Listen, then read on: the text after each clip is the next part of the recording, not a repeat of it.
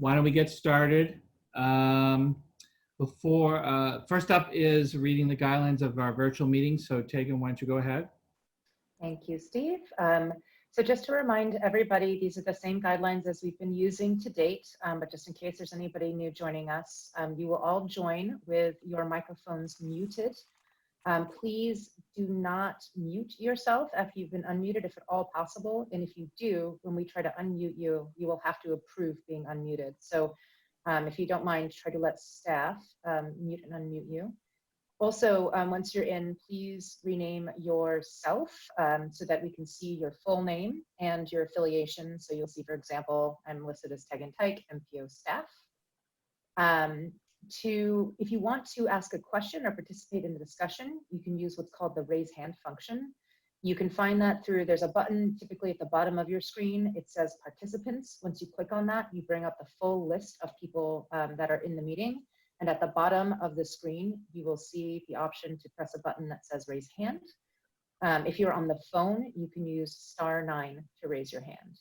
If you have any questions about any of this during the conversation or any technical difficulties, please contact Roisin Foley via the chat box, via her email, which is rfoley@ctps.org, or her phone number, which is 857-702-3704. All right, thanks, Tegan. All right, I'm going to go ahead and read the accessibility statement. This meeting is accessible to people with disabilities.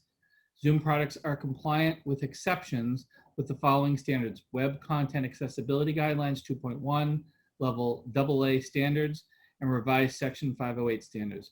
If you require any additional accommodations in order to participate fully in this meeting, please contact Roisin Foley, MPO staff at rfoley@ctps.org or 857-702-3704. All right.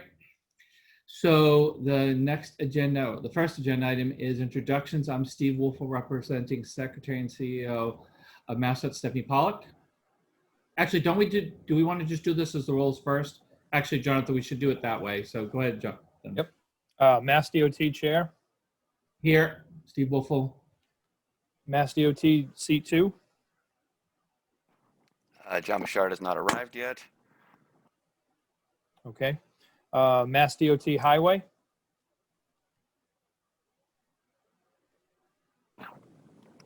Not seeing John Romano either.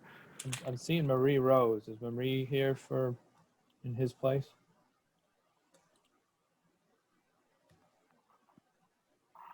Hi, Okay. Can you hear me? It's Marie Rose. Sorry, I was trying to unmute myself, but I need a permission. Can you hear me? Yes. Yes, I am taking the place of John Bouchard today. John Thank you. Bouchard. Okay, thank Correct. you. I am taking John Bouchard's place. Correct. Okay, thank you. Thank you. So Mass DOT Highway, is John Romano not here, or is he added in? Not as of right now. Okay, I'll come back. MBTA.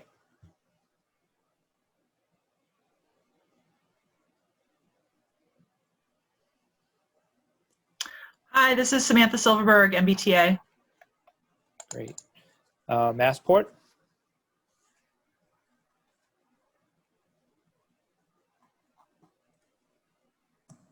Good morning. This is Laura Gilmore with the Massachusetts Port Authority. Okay. MAPC.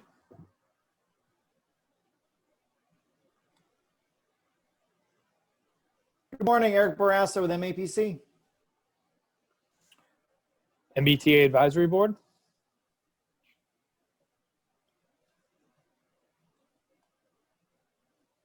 Good morning, Brian Kane, MBTA Advisory Board.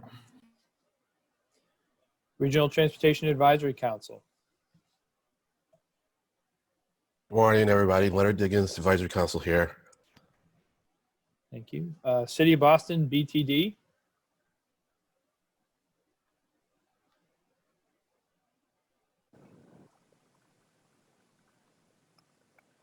Do not see anyone. I believe, I don't know if Bill Conroy was coming in place of Tom Kazis today. I don't know if he's on board. Okay, we can come back. City of Boston, BPDA.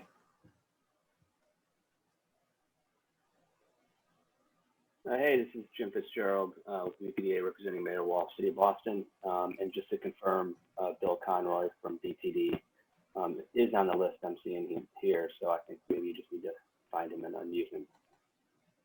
Okay, thank you.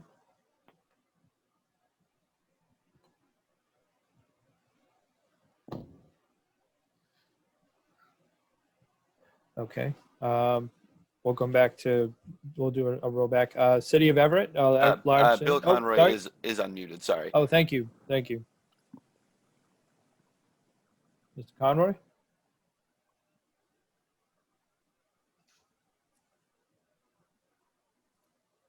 All right, maybe we should circle back. Okay, we'll circle back. At large City of Everett?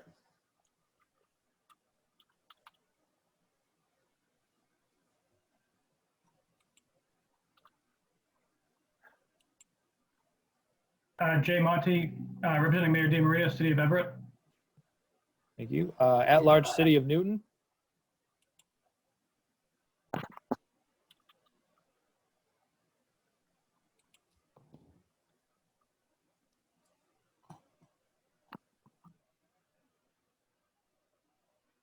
All right. David Kozas, at large city, representing Mayor Ruth Ann Fuller, City of Newton. Thank you. At large Town of Arlington? Daniel Amstutz, at large Town of Arlington, representing Select Board Chair John Hurd and MPO area towns. Thank you. At large Town of Lexington?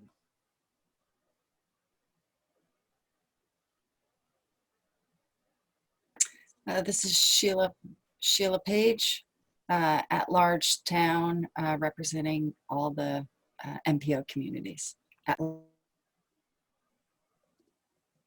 Great. Intercore Somerville?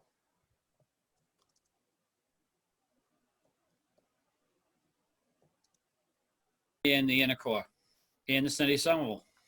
Thank you, Tom. Magic Acton?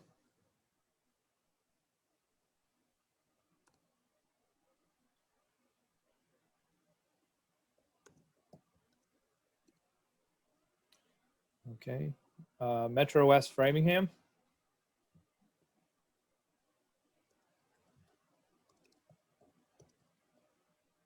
Hi, this is Erica Oliver Jerem representing Mayor Yvonne Spicer. Thank you. North Shore Beverly?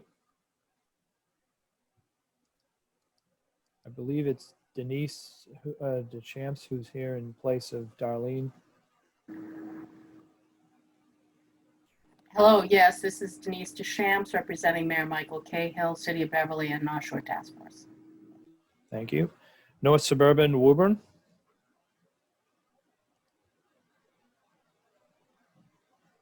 Good morning.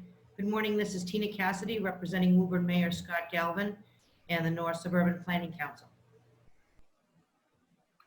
Thank you. South Shore Rockland?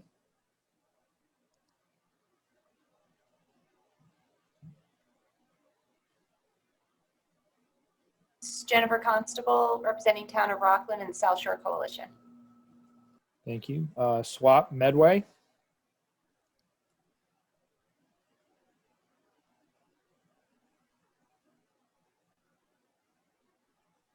Okay, not seeing them.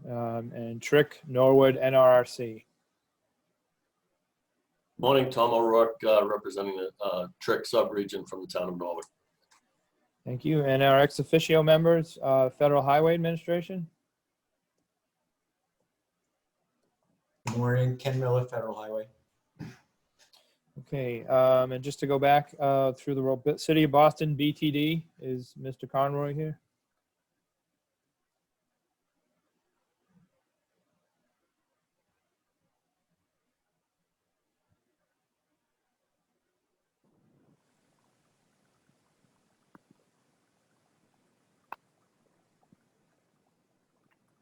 Maybe having an audio issue with Mr. Okay. Conroy. Okay, and I don't know if anyone from MassDOT Highway Division, if John Romano or anyone else is here for that. Yes. John Romano's here. Thank you. That calls the roll, Mr. Chair. Thanks, Jonathan. We will move on to the next agenda, and was the chair's report. I do not believe I have one at this time, so why don't we move to agenda item 3 in the executive director's report. Tegan. Thank you, Mr. Chair. Well, I unmute myself as well. Okay, everyone, welcome. I just wanted to comment on a couple of things. First of all, CTPS, as I've mentioned over the last number of meetings, is engaged in its 5-year strategic planning process. CTPS is the staff to the Boston MPO. You as board members should all have been contacted, or one of the representatives should have been contacted by our consultant team to get you scheduled for an interview or a focus group to provide your input into this process. So if you haven't been contacted or you have any questions or concerns about the process, certainly please do not hesitate to reach out to me. Hopefully we've reached you all. And then moving on to highlights related to outreach. I will only mention for now, before I talk about some comments, that we did have the 4th meeting of the Disparate Impact Disproportionate Burden Stakeholder Group on August 25th, last Tuesday. And that was the meeting I mentioned at the prior board meeting that we would hold to get stakeholder feedback on staff recommendations for changes to the MPO's current DIDB policy. Just as a reminder, that policy is one tool in your toolbox to think about how MPO planning and project funding affects minority and low-income populations. And this DIDB policy is focused on the group of LRTP, the long-range plan projects. The meeting went very, very well, and I want to thank the board members who have been involved in this process for the last 3 years, alongside some other stakeholders, and that's Tom Katzis, Ben Muller, Jay Monty, Len Diggins, and Dan Amstutz. We had a very thoughtful conversation, and you all were able to ask some very well-informed and intelligent and great questions about the modeling process and how this all works to be able to come up with a meaningful DIDB policy. So thank you again for that participation, and we'll incorporate your feedback, and then we'll ask the MPO to endorse a final DIDB policy later this fall. There will also be, I will leave it to Kate White, but there will be a more extensive presentation later about all of the outreach that has been happening around the TIP criteria. So you'll get that from her instead of from me. Next item is that I mentioned this previously, but I'd like to use some of these times in these executive director reports to highlight comments that we as staff receive to the MPO board outside of normal kind of formal comment periods or typical outreach processes. And the goal of that is just to make sure that we are having a transparent, inclusive process and that we are sharing comments that we receive with the board. These comments that I'd like to highlight today are posted to the meeting calendar for your reference, so you can look at them at any point. But I do want to emphasize that they are related to 2 TIP projects, and these 2 projects are at very different points in terms of your MPO involvement in them. So I'm going to start with one, which is the reconstruction of Milnea Cass. That has been funded in federal fiscal year 2019 of the TIP, and it has been advertised. So it is no longer subject to MPO approval. I just want to be clear on that part of the process. That said, we do continue to receive comments that do reflect comments that you received when you were deliberating whether or not to fund the project. And those are coming from residents that are concerned about the removal of existing trees for the reconstruction. And the focus they have is highlighting that the Roxbury neighborhood is an area with already limited tree canopy. And so they continue to sort of question the need to remove the trees and whether the reconstruction is meeting and reflecting neighborhood needs and concerns. Again, these sort of echo comments you've heard in the past, but we wanted to make sure that you heard them and saw them since they were directed at you. And maybe, Mr. Chair, after I finish the executive director report, if anyone would like to comment on this or any board members would like to comment on this, that would be fine for us. Yep, sure. Great. The second project we're receiving comments about, we received some comments about, was the Belmont Community Path Project. This project is one that will be under consideration for the MPO for funding in a future TIP. So you have not yet made a decision whether or not to fund this project. Two of comments came from a number of abutters, the people who live alongside the proposed path location in Belmont. And those letters, those comments raised concerns that the lighting on the path would have negative health impacts on them. They highlighted concerns about removing trees, effects of drainage on their property, and problems created by a multi-use path related to creating loitering and trash. And these abutters are claiming that their concerns have not been properly taken into consideration. What you will see in your packet is also a response from the town of Belmont. So they have already responded with a formal letter to those comments. And that response highlights that they believe that they have engaged in a robust community outreach process to date. And it includes many public meetings and the creation of 2 dedicated path oversight committees over the last several years. They do acknowledge and feel that they are working to address feedback receiving from these abutters and others, but that despite some of these concerns, broadly the community is expressing strong support for the project as a whole. The town's letter also emphasized that a lot of the decisions that these concerns are related to will be made later in the design process, and they're committed to continuing to facilitate a meaningful public engagement effort throughout that design process. So those are the comments we received in the last several weeks. I will just highlight a few things for today in the next meeting, and then I'll be done. So today, hopefully you've already noticed that we have a new format for the presentation. I think we are very excited about it, and we would love to hear your feedback. Certainly if it is not working for you, but also if it does. I want to give credit to our neighboring friendly MPO Cape Cod for setting an excellent example that we then MPO staff then worked very hard to adapt to our MPO. So again, please don't hesitate to share feedback and bear with us as we kind of tweak it and get it working perfectly, I hope. We will be talking today again about the major infrastructure definition. Not actually a definition, but actually it's because you voted on that last meeting, but we will actually be talking about the way that major infrastructure projects are then included in the investment program in the long range transportation plan and how it will be scored in the long range transportation plan. So the definition was voted upon. This is now the discussion about their inclusion in the long range plan and how they are scored. And then related to scoring, we'll also be discussing the TIP criteria and the test scoring that we have now done, applying it to existing TIP projects. We've anonymized this, but we want to discuss the results that we first have, talk about the differences and changes, and get your feedback. What we'd really like to know from you there is what you feel like you need to know and understand that we can bring back to you at the next meeting so that you can vote on this new scoring, the first meeting in October.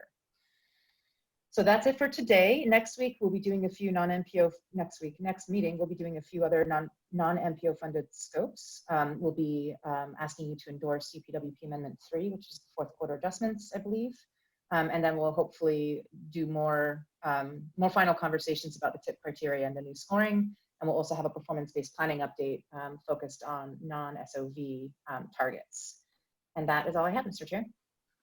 All right, does anyone have any questions for Tegan or want to comment on those 2 projects she brought up? All right. Jim, you want to say something? Hey, this is Jim.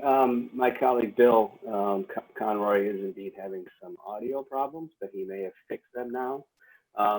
So I know that BTD and the commissioner and Bill and his colleagues are aware of the comment letters, and I think he was going to respond on behalf of the city and BTD. So I'm not sure he's mastered the raise hand function yet, so maybe try to unmute Bill and see if we can get him.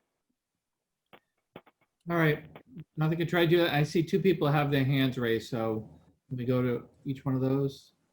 Samantha, you want to go first? Hi, very quick. I just wanted to compliment the MPO staff on the new look and feel of our presentation. Looks great. Good job. That's it. Thanks, Sam. Who was the other one, Jonathan had his hand raised? Was it Bill? Bill Conroy, and then that's it. Those are the only ones that we need to have. I'm gonna let Bill speak then.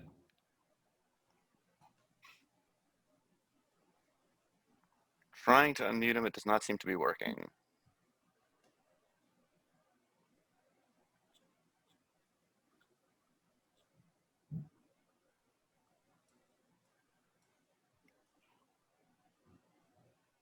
Do have a phone number here though that may be Bill.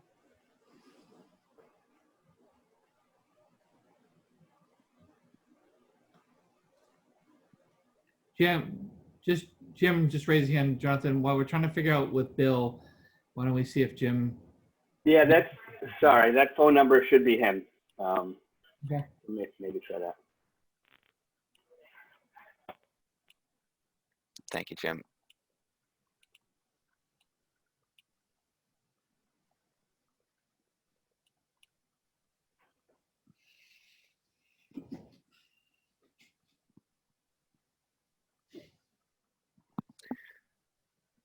The unmuting is not working. Bill, if you are having audio issues, you can get in touch with Roisin at 857-702-3704, or you can email her. Everyone, I'm on the phone with Bill right now. So Thanks, Roisin. give us 1 second.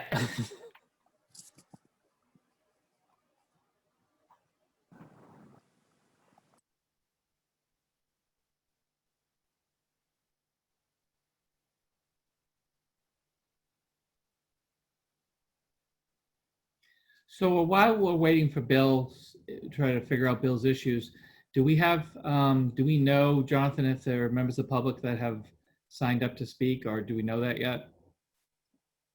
We have no one who's raised their hand for the public comment portion yet, so Right. no one signed up in advance. Okay. Steve, I believe typically we would just ask people when we are ready to have them raise their hand. So when you are ready, I think you could invite that. People may not be thinking to do it in advance of you inviting it. So let's give this 1 more minute. If not, we can always go back to Bill, and let's move through the agenda. We can always go back to Bill when we have his audio stuff figured out. So actually, why don't we do that now anyways? Why don't we move to public comments, and we can always go back to Bill once that's worked out and interrupt it. So we're going to move to agenda item 4, public comments. And are there any members of the public who would like to address the MPO today? So please raise your hand in the chat function so we can identify you.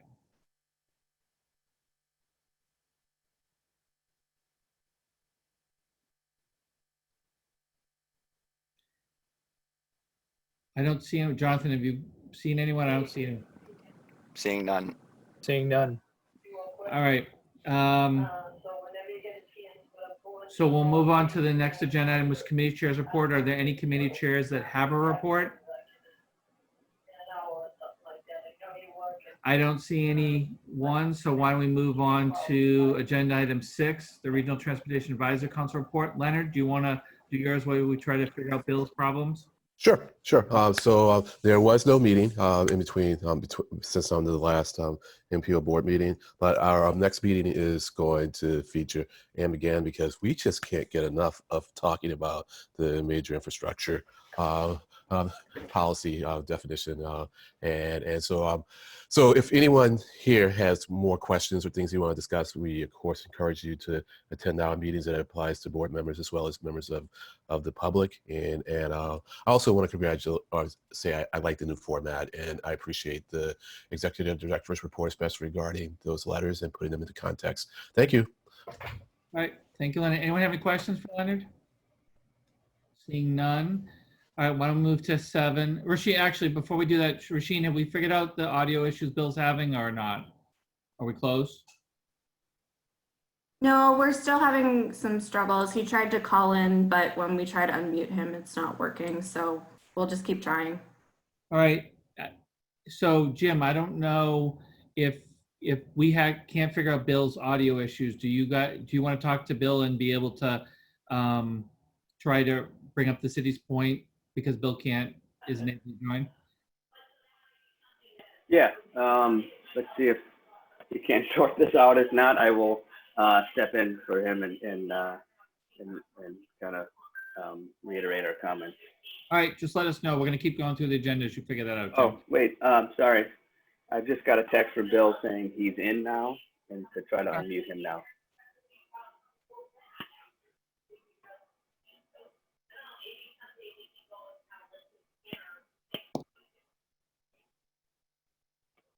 So Bill, are you able to hear us? Are you able to get your audio to work? He can hear us. We just can't hear him for some reason. All right. So Jim, keep working with Bill on that. And if not, just let me know and we'll have you. Yeah, he's the 935-2807 number. Just FYI. Which it looks like he's still muted according to my screen anyway.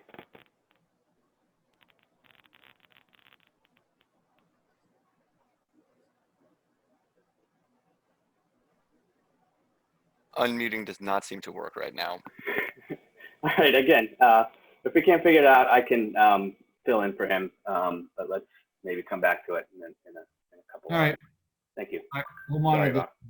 All right, so we're on agenda item 7, action on approval of the meeting minutes. So can I get a motion, a second to approve, and then we'll open up to comments, then do the roll call. Remember, when you do a motion, a second, to please identify who you're with, raise your hand so we can keep track of it. So, yes, 4 people raise their hands, Jonathan. So, yep, we've got Jim Fitzgerald. Sorry to go back to this, but again, I gave you the wrong number for him. He's now on a different number. He's at 635-2318. My apologies. All right, so, but we're on action item 7. got it. Let's do that. We can go back after that. So, Jonathan, can figure out the other 4 folks to raise their hands if they're making motions so we can. Hi, this is Eric Barassa with MAPC. I'll make a motion to approve the meeting minutes. Thank you, Eric. Is there a second? Got Brian Kane. I am always delighted to second any motion by Eric Barassa. I'll remember that, Brian. We'll see if that's true going forward. But anyways, all right, with a motion a second, do folks have comments or questions about the minutes? I see people raising their hand, so I don't know. Do you want to go the first one, Jonathan? I can, yep.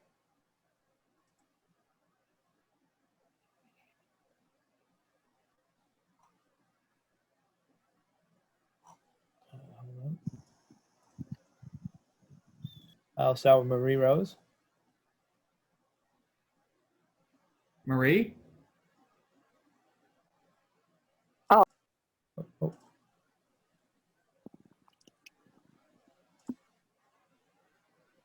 I think that Marie? people may have their hands raised just to facilitate the vote. Oh. Right. Yeah. All right. So with that, if no one has any comments or questions, then why don't, Jonathan, you call the roll, and please remember to raise your hand as you're getting ready to vote so we can recognize you. So go ahead, Jonathan. Okay, Stephen Wolfle, Yes. Marie Rose, Yes. John Romano, Yes. Samantha Silverberg, Yes. Laura Gilmore,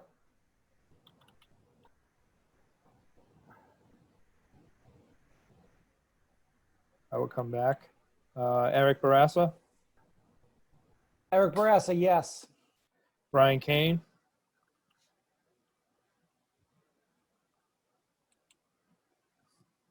Brian Kane, yes.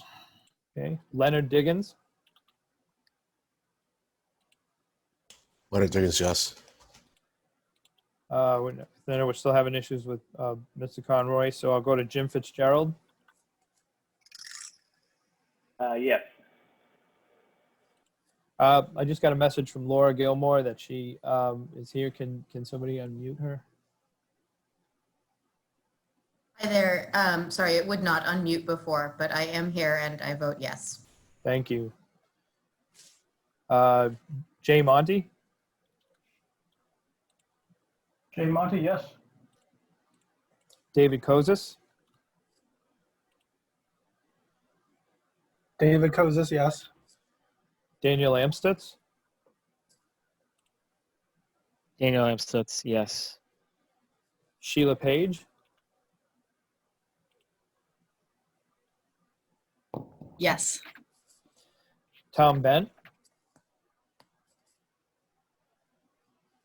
Tom Bent, yes. Erica Jerem,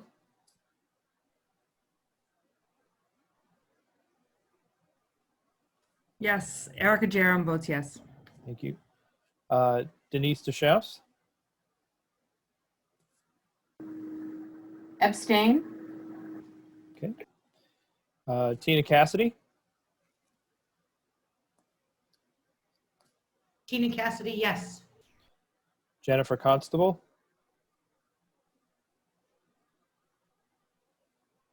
Jennifer Constable, yes. and Tom O'Rourke.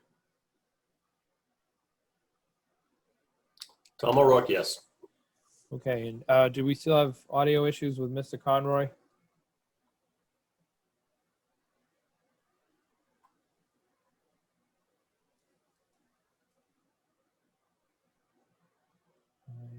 going to take that as a yes. Motion carries, Mr. Chair. Oh, Is that Oh, I'm Bill? just saying yes. Yes. All right. So as we keep, let's move on to the next agenda item. At some point, we'll figure this out with Bill, or Jim will have to present. So we'll move on to the next agenda item, which is agenda item 8. It's an action item. It's the major infrastructure programming policy. And I believe that's you, Ann. So go ahead.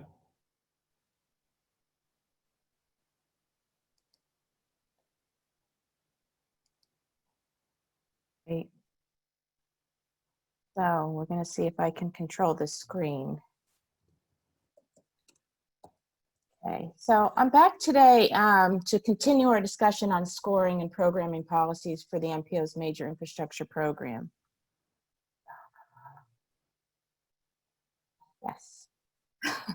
At our last MPO meeting, you voted to adopt new definitions for the major infrastructure program. And as a reminder, the definitions are shown here on the slide.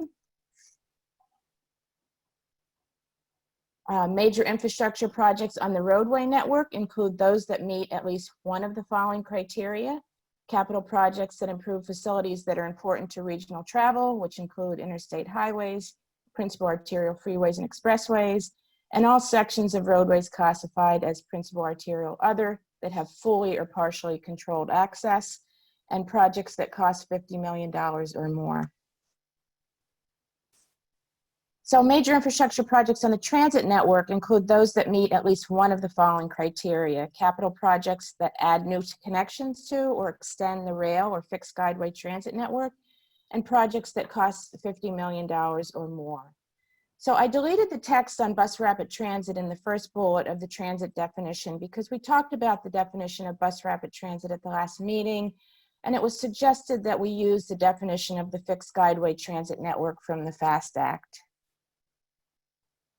So this slide shows that definition, which is defined as projects using and occupying a separate right-of-way for the exclusive use of public transportation, using rail, using a fixed catenary system for a passenger ferry system, or for a bus rapid transit system. So fixed guideway can include heavy rail, light rail, commuter rail, streetcars, trolley bus, fixed guideway bus rapid transit, and ferries. And this definition eliminates bus service operating on high occupancy vehicle lanes or high occupancy toll lanes from qualifying as fixed guideway service. So it does not include corridor-based bus rapid transit projects without a separated right-of-way dedicated for public transportation along the majority of the route. So this would not include our dedicated bus lanes in our region. So this is just a reminder of what you voted on at the last meeting. So now I'll get into staff scoring and programming recommendations for the major infrastructure program that we didn't have enough time to cover at our last meeting. So as a reminder, the information I'm going to talk about was included in the memorandum that was posted for the August 20th meeting, and then we reposted it again for this meeting. The information on scoring and programming was at the end of that memorandum. So staff felt that since the MPO is revising its TIP scoring criteria based on the revised goals and objectives that we adopted in Destination 2040, it may be a good time to revisit the LRTP scoring process for major infrastructure projects.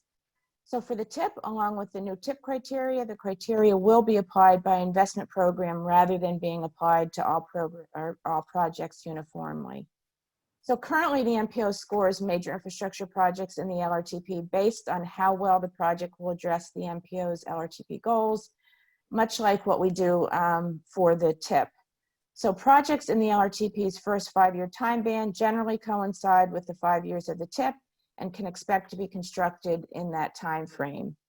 As expected, these projects will be further along in design and will have more information available for scoring the projects as part of the TIP development process.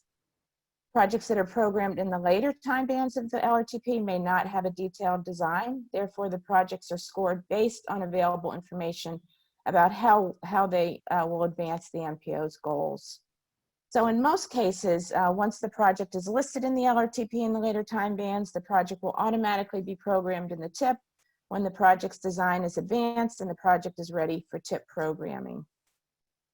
The projects may be rescored as part of the TIP process using more detailed design information, but in most cases, it is assumed that it will be programmed in the TIP regardless of its score. And the project is not necessarily compared to other projects that are considered for programming at that time.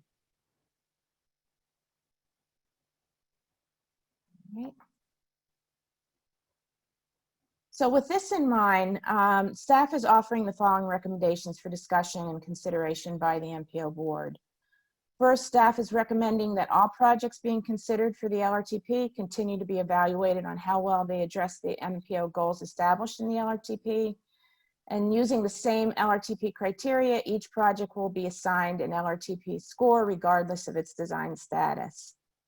Any major infrastructure projects that have advanced to approximately the 25% design phase will also get a TIP score using the TIP criteria. And this will provide a comparable set of scores for all LRTP projects, plus an extra TIP score for those that have advanced in their design. In addition, staff is recommending that the MPO adopt a formal policy of rescoring all major infrastructure projects when they're ready for programming in the TIP, and it should not be assumed that the project will automatically be programmed. When the project has moved through the design process, more detailed information should be available, especially if it was a project that was programmed in the outer time bands of the LRTP.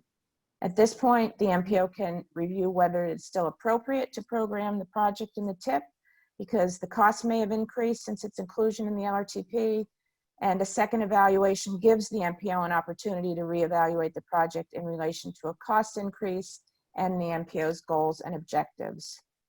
When the project is ready for programming in the TIP, project proponents would have had an opportunity to address concerns received during the public input process for design of the project, and it can also be assumed that from this point forward, the design won't be altered too dramatically. Once the TIP scoring has been completed, the project can then be compared to other projects within the major infrastructure program, as well as with other investment programs. And the MPO can then review the funding goal policies adopted in the LRTP to ensure that the projects in the TIP are addressing the MPO goals and objectives.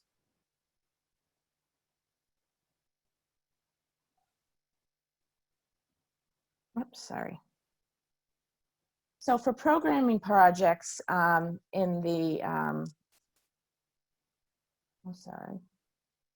programming projects in the LRTP, staff also recommends that the MPO adopt a policy that the status of all major infrastructure projects included in the previous LRTP will be reviewed during the development of a new LRTP to ensure that the projects are moving forward in their design and approval process.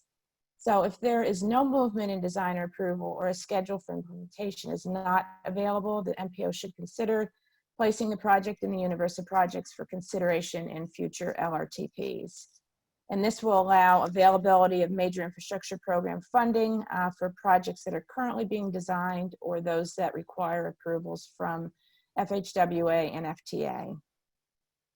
So with that, I'm going to open it up to questions and discussion, and I'll put the recommendations up on the screen for your consideration. Mr. Chair. All right, thanks, Ann. So before I call for a motion and second, why don't we open up for a discussion for a little bit? So do folks have thoughts about this? All right, so folks are raising hands. So Jonathan, just go work through the raised hands, please. Sure, we've got David Kozas. All right, go ahead, David. Okay. Thank you, Anne, for that presentation. So I have a question on table 2. I'm looking at table 2. It's on page, I don't know what page this is. It's on, okay, so page 15 of the memo. I don't have mine. Okay, here it is. I guess, so I'm looking at the projects in table 2 that's under the current investment program. It says to be determined, TBD. And, you know, also, Sure. Is this the Newton project you're looking at? well, I'm looking at all of these projects okay. that are TBD. There's 3 of them, right? One of them is in Newton, it's, you know, exit 17, but then there's one in Bellingham on 495 at Hartford Avenue. and then there's another one in Randolph at I-93 at 24.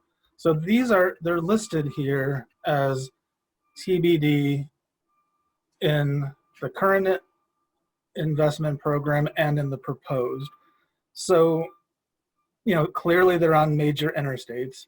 So I guess, are we saying that they're not automatically going to be considered major infrastructure projects? We saying it's like not a hard and fast rule that projects that are on a major interstate, maybe it would be that, I guess we're saying that they could be considered a complete streets project or a, what else, a intersection improvement or something, depending on on someone's judgment. I don't know who, but at some point, someone will decide if it's a major infrastructure project or something else, depending on, I guess, when we know more details about the scope of the project. Is that what we're saying here? Well, actually, the Randolph project and the Bellingham project should actually be major infrastructure, because now, since we voted on that definition, they are on an interstate. The Newton project, again, we were kind of waiting to see what the design of that project was going to be. If it was just really, if there were any design to the ramps, or if it's just really a circulation design that, you're looking at as part of the local roadways around that interchange. So the Bellingham and the Randolph one would definitely now be major infrastructure based on the vote at the last meeting, because they are on interstate highways. So, right. So I guess I'm pointing that out. Maybe this is the issue that I've been concerned about from the beginning is, I'm looking right out my window, I can see the Newton Corner Rotary, right? And I'm not sure, on one hand, we're saying it's definitely going to be a major interstate project because it's on a major interstate, but maybe there's some leeway there, I guess is what I'm hearing. I think so. Because obviously there's the ramps, to get on and to get off. But then there's also the whole circular roadway that's around that. So I guess we'd have to see the design. I think that's what we've always been saying all along. I'm not sure what the improvement's gonna be. Okay, so I guess all I'm saying is maybe we need a little bit of flexibility in the definition. Right, and that's what we had said, that you guys you have the option of including, other projects as part of this program. Right, okay. All right, thank you, Ann. All right, Jonathan, who's next? Got Marie Rose. Marie, go ahead. Hi. I apologize. I was late to the party for this discussion because this is my first meeting in several months. So I had a question, and you might have answered it already, was if the interstate maintenance projects, which are on obviously interstate, where Mass DOT is the proponent, as well as bridge projects that fall into that major project category, would those be scored as well? Because I thought that those were pretty much an asset-based system of prioritizing rather than a scoring system from the MPO. These are capital projects, and I think, are you talking of maintenance type projects? Well, like we put out interstate maintenance paving projects every year on I-95, I-495, I-93 every year. So I'm wondering if those would be scored by the MPO as well, because I was under the impression that it was the prioritization of those projects were programmed by the Highway Division based on an asset system. Right, and those are funded by MassDOT. So these are the, how we're categorizing our target funds. Okay. And being that part answers of my question. Yeah. Perfect. Thank you. I wasn't sure. And it is capital projects as opposed to the maintenance. So. All right. Well, okay. Even though we call them interstate maintenance projects, they are in our capital program. But you're right. I'm glad you clarified that it's just for the target funds. Thank you. Right. All right. Others that have the hands raised, Jonathan, go to the next one, please. Daniel Amstutz. Daniel, go ahead. Hi, thank you, Mr. Chair. Anne, thank you for the presentation. I do have a question and a couple of comments. When you say develop this two-step scoring process and an LRTP score, I'll turn on my video.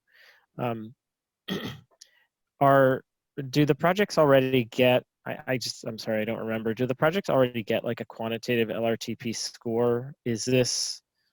Are you creating like an additional sort of scoring system for this?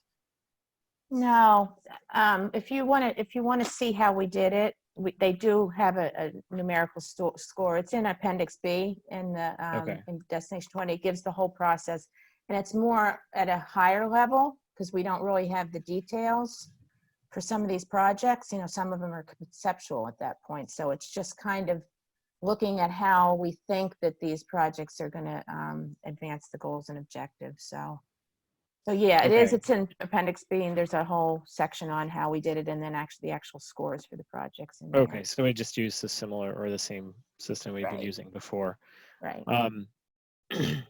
Yeah, I think it's a good idea to review just for the other programming bullets. I think it is a good idea to review the status of the projects and make sure that they are moving along. I guess this still raises the question of, well, when it comes to, giving them an LRTP score and then a TIP score, and understanding that, they shouldn't sort of automatically be assumed to go onto the TIP, but it still raises the question about the level of investment that I guess it requires to get to that 25% design, and whether or not,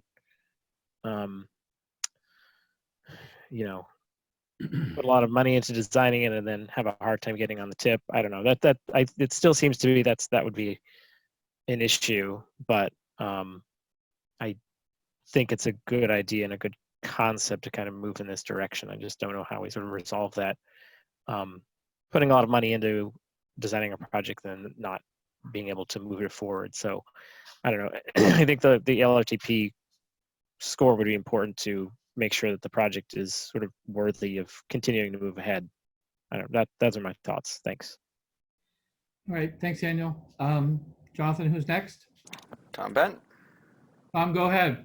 Hey, thank you. Ian, thank you for the presentation. I've received a few comments and questions that I wanted to get out there from a few from city staff and some from other cities and towns in the inner core. On page 2, on item number 1, the paragraph that starts with the develop a two-step process, I've gotten a few comments that say that they think this is a great idea to score MI projects with TIP criteria. Even before their program will make it easier to have discussions at the MPO around the pros and cons of programming these MI projects. The second item was on page 2, right above the section that states review the status of MI projects included in previous LRTPs. They wanted to clarify what this actually means. It sounds like it could mean opening more of an option for the MPO to consider removing projects from the LRTP. In theory, this may not be a bad thing, but it could end up penalizing or putting at risk projects like McGrath, where it's actually a MassDOT's responsibility to advance the design. What's your thoughts on that? So I guess, I mean, there is movement on that project. At the very least, the city is, I know you've had public meetings and whatever. This is more towards projects that kind of have been out there, and really nothing is happening from LRTP to LRTP. Okay. And I think it's mostly, I mean, you as the city are actually trying to move this project forward. So it's showing that there's support. So I think that's the type of thing that we're looking for, to make sure that this is still a project that people are interested in moving forward. Okay. The other comment that I got was that they thought it'd be helpful if the MPO staff could spend some time describing potential impacts of the proposed changes.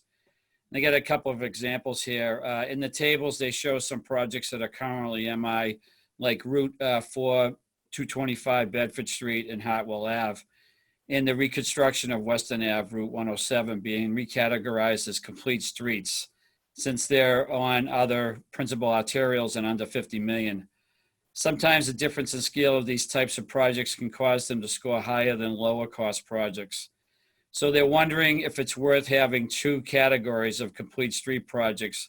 And then I think this was raised at some previous meetings, below 20 million and above 20 million.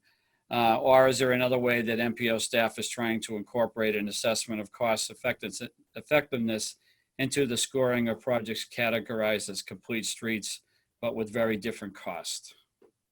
Well, you guys voted actually to increase the threshold up to 50 million, and that's why these projects now are considered only in the complete street program that would now no longer have to be listed in the LRTP.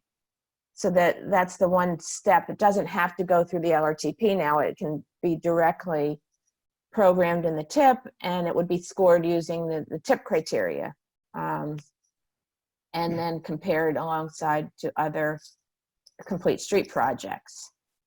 So that's the kind of the basic thing. It's kind of eliminating that requirement that it first has to be listed in the LRTP if it's under $50 million.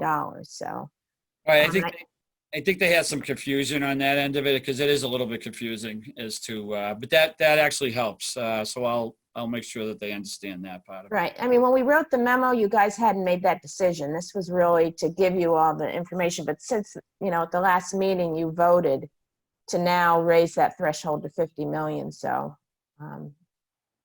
So this is Steve. Before I turn it over and continue to go through members that have their hands raised, I just want to jump in here. I know I haven't been involved in the discussion for a couple months, but I remember when this first started and we talked about this. We talked about the fact that MassDOT actually believes that we should, obviously the definition was voted on at the last meeting, but, and I'm not trying to undo that. What I'm trying to say is the fact that, we believe we should go back to the original definition in terms of what actually gets a project into RTP. In other words, does it have an air quality impact, either positive or negative, and not just have it based on a specific dollar threshold that the MPO voted on last meeting. In other words, that's the only projects to get in and actually programmed in the plan are the ones that have air quality impacts and need to be modeled. That would do actually what you just said, Ann, when we have these projects that are kind of lower than 50 or even above 50, but they don't have air quality impacts. We wouldn't have to worry about having them program the RTP. That discussion would happen at the TIP every year when we put the TIPs for the 5 years together. So we think that obviously the MPO came up with a decision, and that's fine. But we do think the projects that should get programmed are the ones that have air quality impacts and not just based on a score or dollar amount. So, and that would basically work, like I just said, make a lot of discussions happen at the TIP table, what projects actually get programmed, and using the TIP score, TIP criteria to score the projects. We would avoid some of the problems that Tom was bringing up. So we still remain at that position that should be what determines a project's program in the RTP, not just a dollar threshold. So just for folks to know, that's where our heads are at. So we'll go to the next person on the list. Jonathan? Sheila Page. Sheila, go ahead. Thank you, Mr. Chair. And this document is great because it very clearly reminds us of the entire discussion. So thank you very much for your time putting that together. And I agree with the recommendations that you put forward as well. I have two questions actually, similar to Tom's question. The Watertown, Mount Auburn Street, the Lynn, Western Ave, and the Lexington, Bedford, Hartwell project are now complete street projects. So therefore, they will not appear on the LRTP next go around in 2023. Is that correct? yes, they would not have to be listed in the plan before they could then get programmed in the TIP. So that's just one step. It could just directly go into, consideration for the TIP. So does that mean then that the TIP process, because of the LRTP, it sort of lines up these big ticket items, you know, so that we can plan, so they're coming down the pike. Does that mean that these projects are now out of the LRTP, that the TIP process will have a lot more jostling, we might say, should these projects be ready before their time, we'll say, before their time ban? Does it Right, kind of, yeah, okay, go on, sorry. I think it's just would now just go through the regular TIP process, you know, much like everybody submits their projects.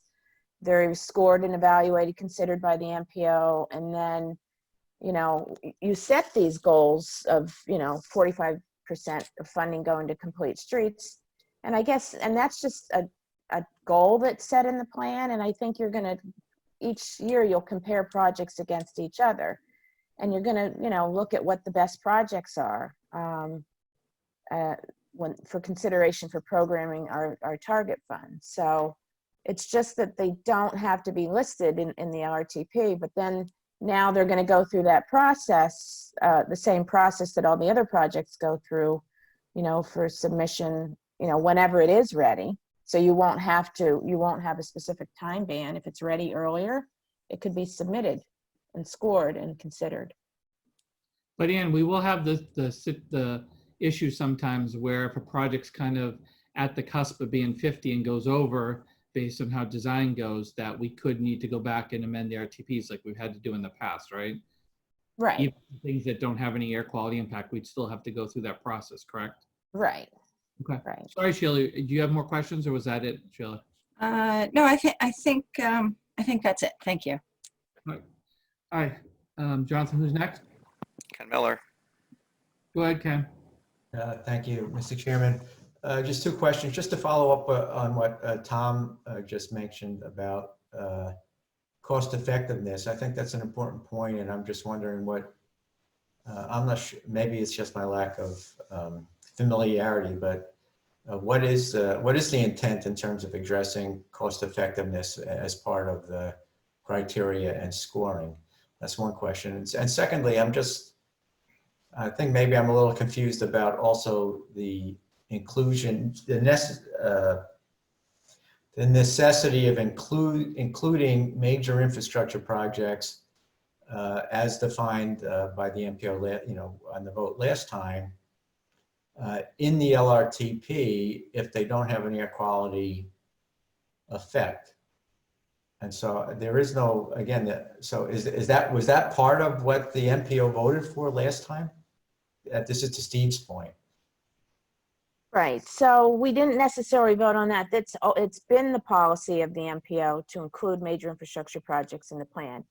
That can change if the MPO decides that they don't want to. This is just really was more to allow more scrutiny for these types of projects. So it's totally up to the MPO whether they want to continue to include these projects in the LRTP. It's not required by you know, federal regulation. Right. I guess that was my point. There is, while there should be obviously a relationship, there's no direct correlation, I should say, between the MPO's definition of major infrastructure projects necessarily with the definition, the federal requirements for including a project in the transportation plan. And so, you know, the MPO can decide to do, you know, approach that how they wish, but there's no there isn't necessarily a correlation between those two things. Right. And as far as regionally significant projects for air quality purposes, tell me if I'm wrong on this, Ken. You don't necessarily have to list it in the plan, but you have to include it in the air quality conformity. So when you do your air quality conformity chapter, you would list all the projects that are included as part of that, because that's one of the requirements to list all regionally significant projects in your air quality conformity. Well, typically a recommendation in the plan, a project has to be included as a recommendation in the plan if it meets the threshold of regionally significant project. Okay, so it would be included, listed in the plan as well as listed as part of the air quality conformity. Although right now we don't have to do any for air quality, we don't have to do any modeling at this point. Well, again, the modeling, and maybe this is not completely up to date. You don't have to model every project that has an air quality, that affects air quality. It has to be of a certain magnitude. Is that not correct? Well, it's Maybe. adding capacity to the system. We do model anyway, because we do it for state regulations for the Global Warming Solutions Act. But okay. Okay, we can talk about it offline. Right. And then for cost effectiveness, I don't know if you were involved. We started talking about this, I think it was in January, maybe December, where Tea for America came in and we had the discussions with Beth Osborne. And so we started talking about that. Then we got into the tip criteria, and I believe we'll probably go back and start to address that again. Again, I think it's an important thing to continue to pursue. Again, especially now that you have complete streets projects at a very wide range of very wide different scales, and I would suggest that you look at maybe some maybe to get started, just look at some very simple things. You know, cost per mile, cost per point. If you're giving them scores, there's all kinds of different ways you can do it that are not that complicated. Of course, you can get as complicated as you want, but there may be a way to get started that's not that complicated. All right, thanks, Ken, for that. Who's next, Jonathan? Got Len Diggins. Go ahead, Leonard. Oh, thanks, Mr. Chair. First, I want to thank you for your comments about why the MassDOT had objections to the definitions. I was surprised myself at some of the no votes. I asked about that, and I got some more insights, and I really appreciate the nuances that were pointed out to me about the reasons for the no votes. And so it's yeah, I really appreciate understanding more about it. I also appreciate Dan's comments to me, and that will feed in later on to what questions and answers here. Just a question first, in regards to air quality. You noted on page 8, that that it was no longer necessary to produce a regional emissions analysis for ozone and carbon dioxide using the transportation demand model. Why was that the case? And is that answer relevant? If it's not relevant, I'll just move on.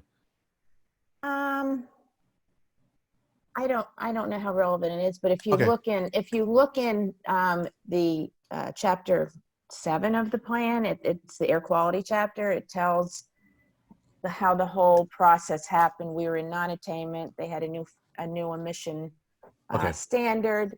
We were in attainment. You're supposed to go into what we call a maintenance area so that you ensure that you're not continuing to pollute. And the feds told us that we can skip that process. And then there was a court case that said basically you have to. And this was the answer. Thanks. And in respect to your recommendations, could you maybe back up a slide or two, from what we see on the screen? This is going to touch on what Dan had to say. And one more. Yeah, so the MPO should consider a formal policy for scoring MI projects when projects are ready for programming, with the assumption that project will not automatically be programmed into the TIP. So we get a project into the LRTP, and the assumption has been that it's going to eventually be programmed, right? Correct. And so how long do we have to get those projects programmed once they're in the LRTP? Well, it depends on what time band they're in. Right. So if you remember, we didn't program any projects in the last 10 years because we wanted to leave that open for projects that may come up. So you basically have your first 5-year time band, which is the TIP. Right. And then the second time band, which these projects, should be starting to be designed and go through the process because, they're the larger projects. And if, we don't want to just keep pushing projects is what pushing them back the premise is. Like, oh, we're doing a new plan. Oh, we haven't done anything. Right. put it I in got the you. time being. I mean, so essentially, if it's so essentially it's 10 years if it's a project that has like reached 25% and it's in that second band.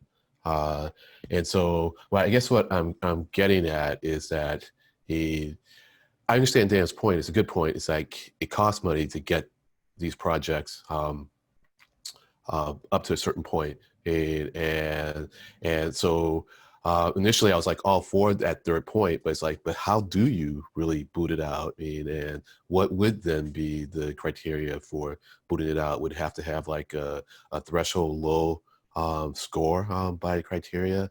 And so I just put that out there as a concern, a question. If you want to answer it, give me some guidance, that would be good. Otherwise, I'm thinking that we should be really a lot more stringent about what we get into the LRTP if people are going to understand that it's something that they're expecting to move forward and they put the investment in it in order to develop it further. So that's it for my comments. Thank you. So Leonard, just to And I build. think, oh, can I just say one thing? Go ahead. You do that for every project, even the smaller projects. You're kind of banking on, you're putting your money, because the cities and towns provide the funding for the design. You know, the MPO doesn't give you that money. So I think it's kind of this, it's the same as any project that's getting submitted for consideration by the MPO. I see your point, Ann. Thank you. So Leonard, just so to build on, that's part of the reason why MassDOT believes we should focus and only put projects in that are regionally significant, as Ken kind of reinforced what I said, because then you're really having the TIP process every year look at those projects that could be programmed, you know? So that's why we feel that you shouldn't just put a project in because it has meets a certain cost threshold. But if you stick with the federal definition about regionally significant and have an air quality impact on the system, then really those discussions and decisions by the MPO come through the TIP process every year. And you don't have kind of, like you said, those kind of, sometimes there's an artificial kind of, oh, it's in the RTP and how that, you know, makes it onto the TIP. So that's why we are where we at on this. So can I just say something with that? So there's like two different things that we can look at here. It's the definition that was voted on at the last meeting for as major infrastructure can apply to the MPO's policies on how much money we want to spend on that program. And maybe don't necessarily have to be listed in the LRTP, but that's what we're going to consider projects as major infrastructure. We're not going to spend, you know, more than 30% of our funding on those projects. And not necessarily listed in the plan. And then there's a second piece where it's anything that's regionally significant for air quality purposes. Those are the actual projects that need to be listed in the plan. Is that kind of what you're saying, Steve? Yeah. Okay. All right, we've got Laura Gilmore. Go ahead, Laura. Thank you. This has been a really illuminating conversation. I wanted to piggyback a bit on the questions that Marie Rose was asking with regard to the proposed policies that are on the screen. I know this conversation has been focused on primarily on the target funded projects in the LRTP, but I think it's important to just remember that there are projects that are included in the LRTP that are not just the MPO target funds. And so I just, for clarity, as we move this forward, would recommend that whatever policy is developed, just clarify how, that whether these recommendations apply to, you know, all major infrastructure projects or just to the target funds. I think that applies to the target funds. We would still continue to list those projects, you know, that have to be included, that get federal funding, you know, that, you know, like the Cypher Street project. And, you know, we included the Alston interchange is listed in the plan. So it's kind of like the MPO is like signaling that they agree that these projects should go forward. Right, just when you start to talk about, you know, reviewing the projects every year and rescoring them, I think just in whatever policy you write up, I think it should be clear that it applies specifically to the target funded projects. Okay. All right, who else has a hand raised, Jonathan? Brian Kane? Brian, go ahead. Thank you, Mr. Chair. Steve, this is dense. Can you, I was surprised that MassDOT voted no the last time. And I wonder if you could please just explain one more time MassDOT's position on this. So where we feel that we should just follow the federal definition of what's a regional significant project and program their projects. You know, the MPO already in the last RTP cycle went to a process where we certainly had projects, but we also went to create more programs for different investment categories. And I think if we stick with the actual federal definition that the only projects you have to program and model in RTP are those ones that are regionally significant and have an air quality either benefit or either increased capacity or reduced capacity, then that allows the definitions and projects to compete within the tip itself. You know, because we could have a complete streets project that's $46 million, and then if it doesn't get voted on or programmed in the tip, and by the time it actually is in the first year of the tip, it's 55 million, say, Brian. Then you have to go back and go back and amend the RTP, even if that project doesn't have any air quality impact. You know what I'm saying? So you're kind of falsely having to go back, or artificially having to go back to amend RTPs for projects that may not have any actual air quality impact, and they're just being added or reprogrammed in the RTP because they hit a money threshold, a cost threshold. So, you know, that's why we think we should just stick with the definition, the federal definition, and that allows a lot more flexibility, that you're debating projects for their worth and how they score with the criteria you all have adopted. And then that really becomes where the decisions happen as a kind of artificially, they're in the RTP because they're over 50 million. And then that gives them kind of some standing when really they still need to compete at the tip. I don't know if that's clearer, Brian, but that's kind of what it is. It helps me get there. I guess I just have two follow-ups for whomever is able to answer. What was the genesis then of this proposed change, and what do any other Massachusetts MPOs do around this subject? Well, first of all, they don't have, most of the other MPOs only have, you know, first of all, their level of projects, a reasonably significant project, and those other regions, Brian, don't tend to be, you know, they don't have large, for the most part, they don't have huge costing projects like the Boston MPO region does. So, you know, we don't actually get to that often. And we obviously handle the modeling using the statewide model for everyone else. So it doesn't come up as much there. You know, there used to be, and I think when this whole discussion started way back when, there was the 25, wasn't it? And the $25 million threshold, and we went back and forth. Ken, you said you guys never told us to use it, but we were using that. And I think that was back in the day when MassDOT, or whatever we were called back then, actually you had a major infrastructure category that major project kind of flipped. Each MPO kind of got their major infrastructure project and then kind of rotated through the MPOs. And I think what we did about 4 or 5 years ago, we said, you know what, rather than having a statewide major infrastructure project that has projects getting programmed in, you know, MPOs kind of periodically, we would just add that to the overall total within each MPO. So I don't know, Brian, if you want to, I know Brian's on the phone. I don't know if Brian wants to, or Ben wants to add anything to what I said. I don't know if that made it clear or not, but. Yeah, basically it went from 25 million down to 10 and then up to 20 again. And I don't think the other MPOs have that kind of money. When we got guidance from Federal Highway, they gave us those threshold amount prior to this latest plan. In the last plan, there was no threshold.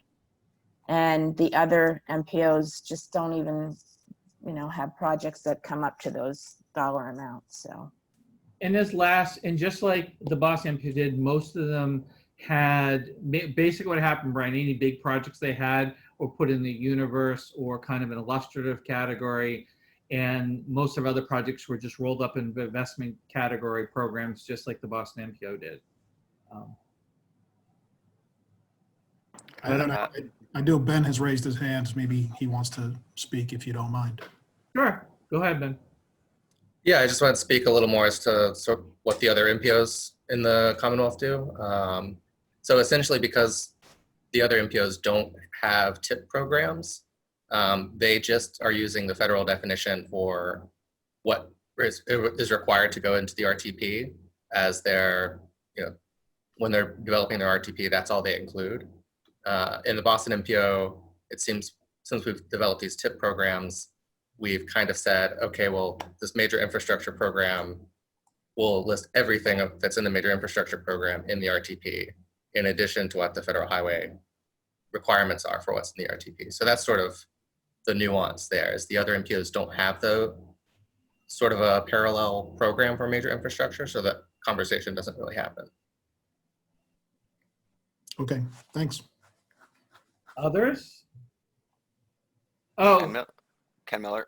Ken, and then I think Tegan after. Okay. Thank you, Steve. Just a point of clarification, well, maybe two. One, yeah, the other MPOs in the state, the biggest target they have is maybe, correct me if I'm wrong, Ben, is maybe $20 million. So they don't have, it's not that they don't have TIP program, they don't have the program category. They don't divide the projects into program categories like the Boston MPO does and have separate sort of budgets for each program category. So that's not, but a point of clarification, all regionally significant projects for for air quality have to be included in the transportation plan, by the way, regardless of funding source, even if there's no federal funding. So I just want a point of clarification on something that Ian said. And then again, I'm just still a little confused because the vote last time was to define the major infrastructure projects. I don't think that it included, to Steve, the state's MassDOT's point, I don't think it included a corollary decision to say that all major infrastructure projects had to be separately listed in the long-range transportation plan. So I'm sort of wondering, maybe that's again my lack of understanding of what happened. They didn't vote that policy. When I did the presentation, I said, this is the policy of the MPO, but we didn't do a specific vote on that they will be listed in the LRTP. It was just kind of, we'll continue to deal with the policy, and I guess that can be up for discussion as well, so. All right, Tegan, I know wants to talk, so can we? Thank you. Go ahead, Tegan. I can unmute myself, but I can't raise my hand officially. And I didn't want to interrupt. I just, as a former board member, I'm very sympathetic to how difficult it is to wrap everyone's heads around like what's being discussed here. I think that's, so if you don't mind, I'm just gonna offer my own interpretation of it in hopes that it helps. And if not, I apologize to everyone. So as Ken just asked about last meeting, you all voted for a definition of major infrastructure, which is primarily relevant because in the LRTP, the long range plan, you set a goal for what percentage of your money goes to different types of projects. So that's why the definition, so there's like, what is it now? 30% is voted, that is put in the LRTP as a target for how much of your discrete funds, discrete projects, 30% of that money is supposed to go towards major infrastructure projects. It's not a rule, it's just a goal that you lay out. So that's why the definition is important, because that's how you capture projects in these different buckets to understand how much money you're putting towards what kinds of projects. That does not have to be linked to listing specific projects as intended to be funded in different time bands in the LRTP. So that's the second vote that we're having now, is do you still want to include lists of specific projects 5, 10, 15 years out that are in that major infrastructure category simply because of the roadway classification or that they're over $50 million. And then once you list it, what expectations in the LRTP, what are people's expectations? Does that mean it's definitely going to get funded in that time band and the MPO is going to act on it? Or is it that, as Ann is adding here, that no, then it still needs to be scored with the TIP criteria, and that can give you a chance to critically think about whether or not it should be funded. Or you can simply skip the listing of specific projects in the LRTP and only have that conversation about the specific projects when you get to your annual review of the TIP applications. So that's what's being decided here, not the definition voted out last time. It's whether or not you list them in the LRTP and then what then happens when it gets to the TIP stage. Does that help at all, or did I just confuse more? No, I think that was helpful, Tegan. Okay, I just want to hope people understand what decision point they're at, and it's up to you guys to decide. All right, Jonathan, who's next with their hand raised? Daniel Anstutz.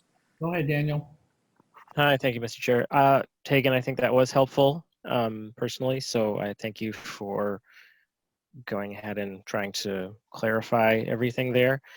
I guess, I would add that the point of putting it in the TIP, or, I guess whether or not it needs to go, in the LRTP, whether or not it needs to go in the LRTP, I think it's the important part, from my understanding, is the whole kind of planning ahead or planning for large projects, or having that $50 million threshold is one of the primary points, is to see what large projects are ahead in the future and be able to sort of prepare for funding those. That's, I think, another goal of having them in the LRTP or in a time band, so we kind of know when we're going to have large projects coming up. So I think it's still useful to have that level of to have some dollar threshold. So in any case, we've already voted on that. So anyway, I would support the policy that we're putting forward right now. Thank you. All right, is there anyone else before I call for a motion in a second? Seeing none. We do have Len Diggins. Oh, Leonard, go ahead.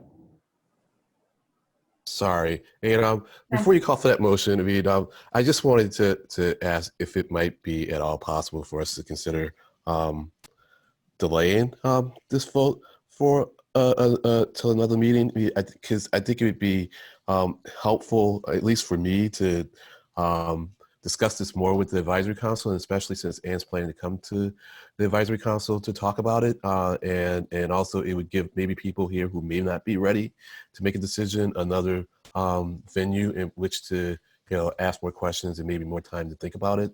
But if not, I will support this. So thank you. Anne, so can you address what Leonard just said? It's if you want extra time, then you can take it. It's the next plan's not up till next for 3 years, but I think the only reason being is to know for TIP scoring of projects, what projects we're going to score for major infrastructure. But we know that. You adopted the definition, so this is just more of our policy moving forward for when we're going to, when we do the next plan. So, and I also, to find out which projects that you at the MPO want to specifically list as part of the LRTP. What we have now is our definition for major infrastructure projects. And that's to be used for our funding goals. So this next vote would be, for the new policies moving forward, and specifically what projects do you want to list as part of the LRTP? Yeah, and as because of the policy aspect of it, that's why, because I kind of feel that it's, and given what Tegan, I think, laid out the decision that we're making very clearly, and so it's because of the way we proportion things, and it's more a policy thing that I feel okay about asking for the delay. But once again, it's not critical for me at all. I would support it. Thank you. So how do people feel about that? Do they want to vote? Someone want to make a motion in a second now? Do they want to wait, as Leonard suggested, and no one make a I'm sorry, David Kozis does have his hand raised. David, go ahead. Sorry. Well, I wasn't going to make a motion. I was just going to clarify that a yes vote here would require any project that we would have to put any project that is a major infrastructure project into our long-range plan, even if it costs well below $50 million. Is that correct? Ian, I think believe so, yeah. Yeah. Yeah, so with this, those projects that we adopted the definition.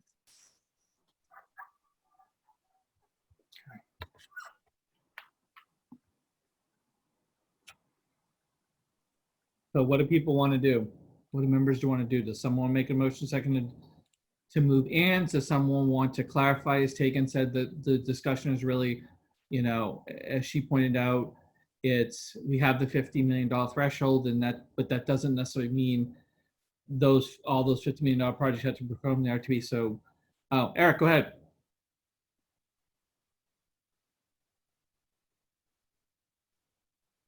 Hi, this is Eric. I guess I would say since Len requested a delay on this and is seeking kind of more input from the advisory council, I'm fine with delaying this to, I think it would be the September 17th meeting. So Ian, Matt, and others, if we do that, is that going to be fine in terms of moving into tip scoring? As Ann, you said, we need to know which major infrastructure projects need to be scored during the RTP. If that delay happens, is that going to be fine at the staff level with you, Ann and Matt? If I may start really fast, Ann and Matt should couch your statement on that in the fact that we do actually have, I think, probably a pretty heavy agenda for the next meeting. And so we may not be able to get to it in just the next meeting. It may have to come after that. So your response should not assume that we can cover all of this in the next agenda. So with that, Ann, please. I think that and Matt, you can correct me if I'm wrong, but I think with the definition adopted, we know what projects would be considered major infrastructure and you could score them that way. But I'll let Matt. Yeah, thanks. I can weigh in quickly. Yeah, so I don't think it's going to directly impact what we do on the tip criteria in the coming meetings. We can still pursue the creation of those criteria, which I'll touch on in my presentation here shortly. The question before us today is really what impact those criteria will have. And so we don't need to necessarily make that decision to continue the discussion around criteria. So I think it's fine to wait. So I saw that Tina had her hand up. Tina, do you still want to speak? And I know that a couple others have raised their hand since. I was hoping that if Eric made the motion, I would second it to continue discussion. And if he didn't make it, I would make it. All right.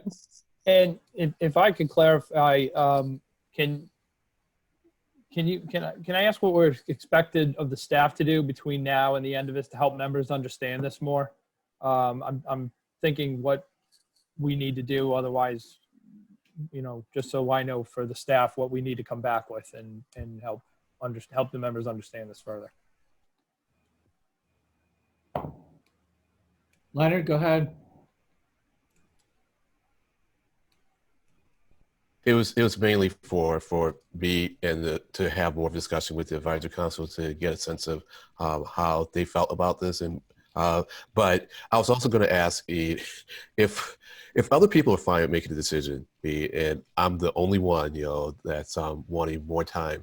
Once again, I'm happy to vote. If delaying this is going to delay it for like a month or 6 weeks, and that defeats the purpose, then I'm fine with advancing things. Because we will have a conversation with Ann, and I do know that the advisory council is able to have its voice heard and get its issues dealt with, even if it's not in a formal basis. So, but I was really asking for the delay in case a lot of other people really wanted some more time for this. But if I'm the only one, I'm fine. Thank you. All right, Jonathan, a couple of people have hands raised. Who's the first? Tom O'Rourke. Tom, go ahead. Yeah, I'll just second Tina's motion. Tina, did you actually make a motion?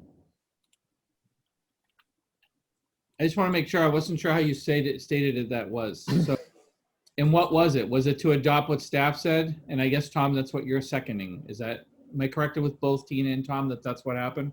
I made a motion. If I wasn't clear on Eric, if Eric had not quite made one, my motion was going to be to continue the discussion so that additional time could be had for the architect. All right, so you weren't making a motion to adopt staff's recommendation, say you were basically, so Eric, did you make that as a motion or you were just, do we actually need to take a vote? I guess it's an action item. I don't know if we actually need to vote or we just want to. My expectation would be that we shouldn't need to vote to delay the conversation. Right. I think it would be, the motion would be on what the recommendation is. So I think that's fine. Yeah. Yep. So Eric, you're suggesting going ahead and giving our tech, the advisory council some time to talk. Teeny, we were just kind of reinforcing that, right? So no one has made a motion. I think Tegan's exactly right. The motion should either be adopt what the staff has presented, what Ann presented, or some other alternative. But I think if folks want to wait and let the advisory councils meet, talk to Ann and stuff like that, and it seems like it doesn't impact, I don't think we need a vote on that. We just need to people are generally fine with that approach. So That sounds good. Sounds good. So can I answer a little bit so to Jonathan's point, just to kind of sum it up? So I think that, what we have on the screen are the policies that we're asking you to look at, but I think we also want you to weigh in and tell us the actual types of projects that we want listed in the LRTP. If it's all the major infrastructure projects that we have the definition, plus these regionally significant projects, if they don't fall into one of those categories. And then for those that are listed, these are the policies that we would apply to those projects. Does that seem clear or right to other people? what do people think? I mean, what it may make sense is, and to show what the difference would be if you did something just follow the federal definition versus the 50, maybe it would help for people to see how the projects would look, the project list look for the RTP if you looked at both ways. Would that be helpful for folks? And I can basically look at the tables that are provided in the memo and then just pull the projects out that show both ways, so. So if folks are fine with, so Ann, when are you going to the advisory council? Wednesday. So could you maybe do that before Wednesday so Leonard and his group could take a look at that, and then whenever we get this back on the agenda, but we can also share that with the MPO folks so they see what the two different options look like and go from there. Does that make sense to everyone? Does anyone have a big problem with that one? If you do, please raise your hand. Otherwise, it seems like we're going to delay, let Leonard and the advisory council members talk to Ann. Maybe Ann can put together what I just said, and then we can also look at that when it fits in the agenda, and Leonard will be able to bring some of the feedback he got from his members. Does that make sense to everyone? Anyone have an objection to that? All right, I don't see any hands raised, so I think that's what we're going to do. Anyone else, any last thoughts on that? Okay, so I guess that's the way we're going to go ahead with agenda item 8 for now, and we'll meet with the advisory council, and then when we can get back on the agenda to Tegan's point, then we will bring that back with what Ann shared with the advisory council. Then it can share his feedback from his advisory council members, and we'll take this up then. Oh, Tom, go ahead. Sorry, just so could we get it, as soon as Ann gets it done ahead of time so we could get a look at it? Yep, absolutely. That's I didn't say that, but that's what I was thinking. So yes, absolutely, Tom. That's what I figured, Steve. All right. Okay. All right. Everyone fine with that? Okay. Tom, did you raise your hand again, or? Nope. All right, good. It just showed up again for some reason. All right, so I think that's what we'll do. So we're going to move on to the next agenda, agenda 9. But before we do that, I believe that we have solved Bill Conray's audio issue. So before we move to 9, can we go ahead and actually let Bill talk what he was going to say earlier?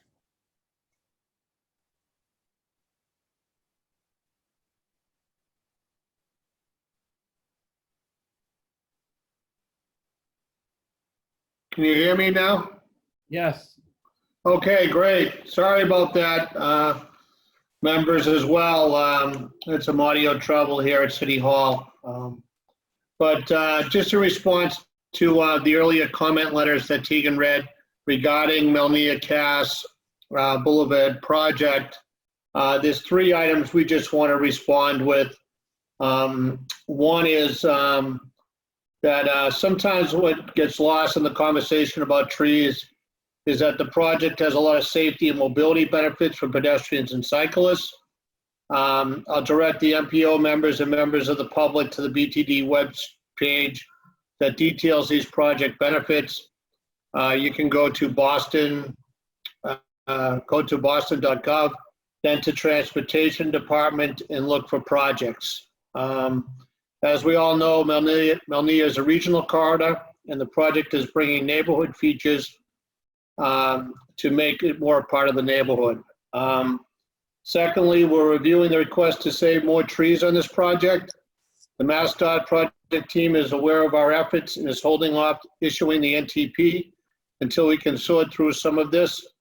Basically, we are looking to take additional steps to try to mitigate tree loss by reevaluating the list of trees marked for removal, recalculating the CO2 removal, considering even greater protection of retained trees and new plantings, and bringing in independent advisors and oversight of the contractors. We also have been teaming up with our Parks Department to explore opportunities to plant additional trees in the immediate area, but outside the scope of Melnia.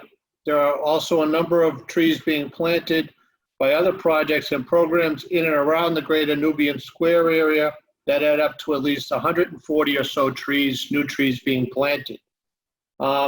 And thirdly, this corridor has a long and at times controversial history.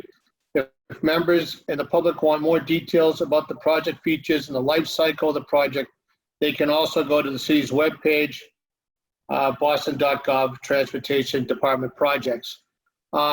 In closing,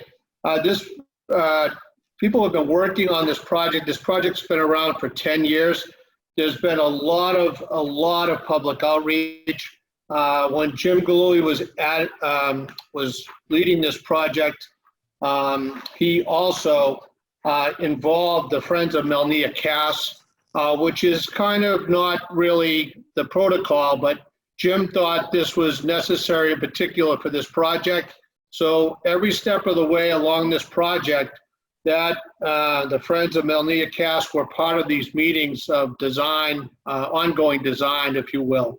So I just want to make that clear to the members of the MPO and to members of the public. Thank you. All right, anyone have any questions for Bill? Eric?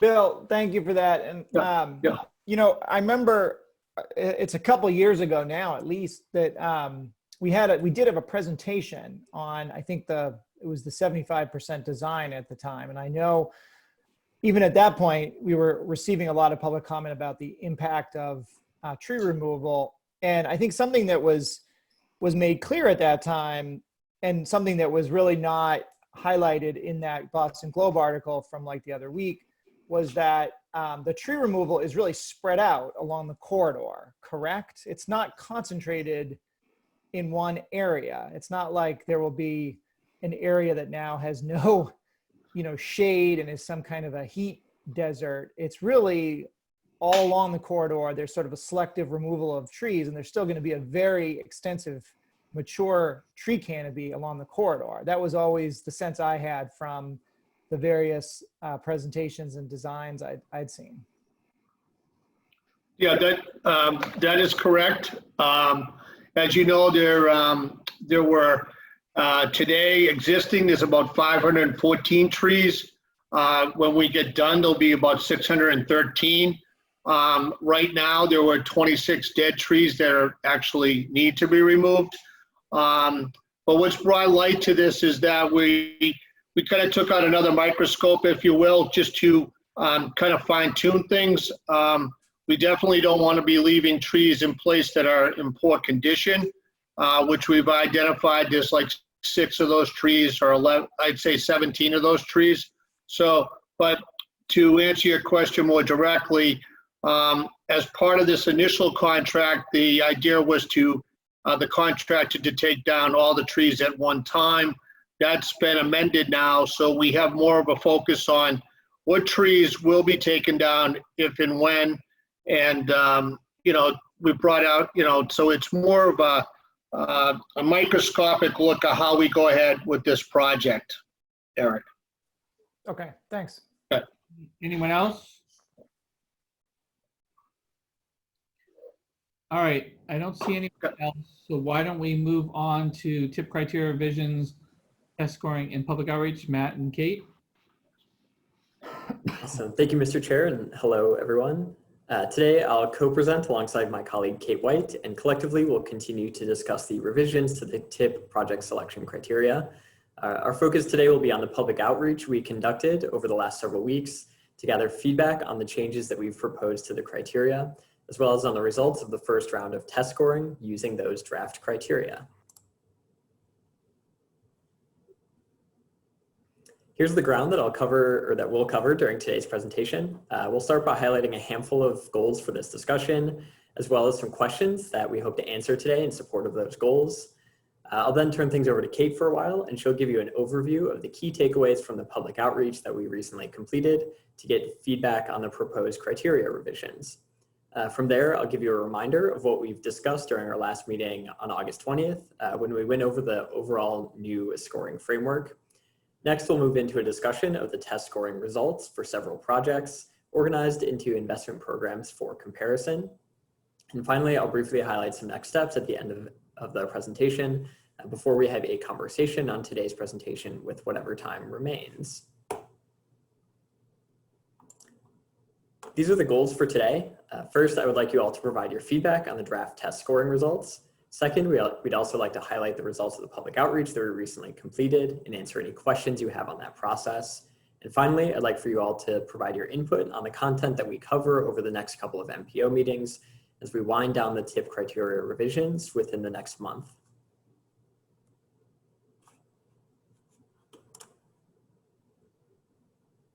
In doing that, I hope to get your responses to 4 key questions. First, do the test scoring results accurately reflect your desired outcomes for the new criteria? Second, would you like to see any adjustments made to the criteria or point values? Third, what more information would you like before finalizing the criteria?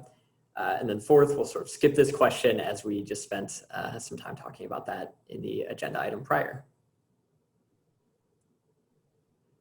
So I'll turn things over now to Kate to talk about our public outreach effort. But before I do that, I do want to give a huge thank you both to Kate and our colleague Betsy Harvey, who did an incredible job facilitating the outreach for the TIP criteria, especially given the shift to a virtual format in recent months. I also want to give a shout out to our graphics team and specifically Kate Parker O'Toole for her work creating the supporting materials for this outreach effort. And with that, Kate, I will let you take it away. Thanks, Matt. Good morning, everyone. Today, as Matt talked about, I'm going to talk about our second round of public outreach we conducted on the proposed changes to the TIP criteria. And Matt's gonna be controlling the slides for me today. When we conducted public outreach last fall, we wanted to learn what were transportation priorities of the region and make sure that they were aligned with what we had talked about in the LRTP. This feedback informed the proposed changes to the criteria that staff put together. And the goals of the second round of outreach were to learn if we got it right, what elements did we miss, and if there are any major changes in priorities in the last 8 months. We also wanted to broaden the diversity of voices involved. So for our process, we pivoted from doing a larger combination of in-person and online outreach and invested more resources in virtual public engagement due to the stay-at-home order. We released an online survey from July 28th to August 25th and broadcast it in email blasts, social media posts, and direct outreach to community organizations and municipalities. We followed up with community organizations we held focus groups with before to see if they wanted to discuss the changes in one-on-one meetings or at their events. And we created a virtual guidebook of the changes to help people more easily understand the information and connect to helpful resources. To expand our virtual public engagement efforts, we partnered with Union Capital Boston. So for this virtual guidebook, we wanted to simplify the complicated changes and provide a landing place for people to access all the criteria changes summaries, detailed tables, presentation videos, and supporting documents. We released the guidebook and survey together and used it during all outreach meetings. We designed the guidebook to help break down the criteria changes into more understandable content. We also built it primarily for a digital format. where readers could easily link to, as I mentioned, the criteria presentations on video, check out the tables describing the changes via investment program, read the memo and watch the presentation to the previous public engagement, and see visuals depicting elements of the changes for each goal area.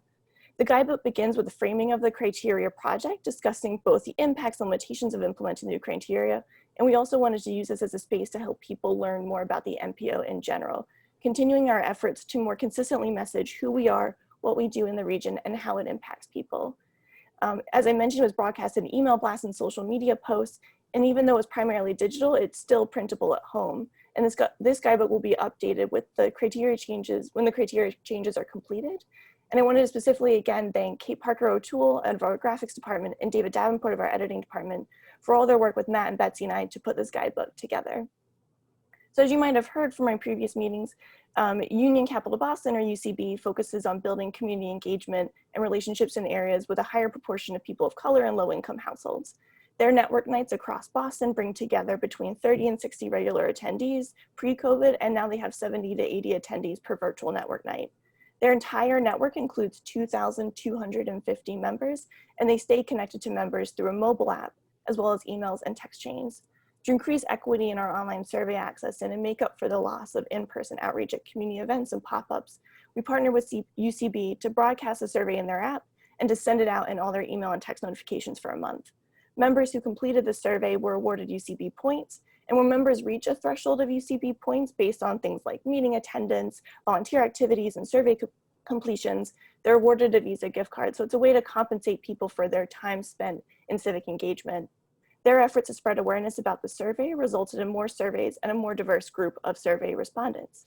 So I now want to get into the survey responses. We received 514 survey responses, with 43 completed in Spanish and 2 in simplified Chinese. And these translated surveys were available both on our webpage as within this main survey link. So if you received it via tweet, you could access all 6 languages there. So compared to previous surveys the MPO has conducted recently, this survey outreach resulted in a much more diverse range of respondents.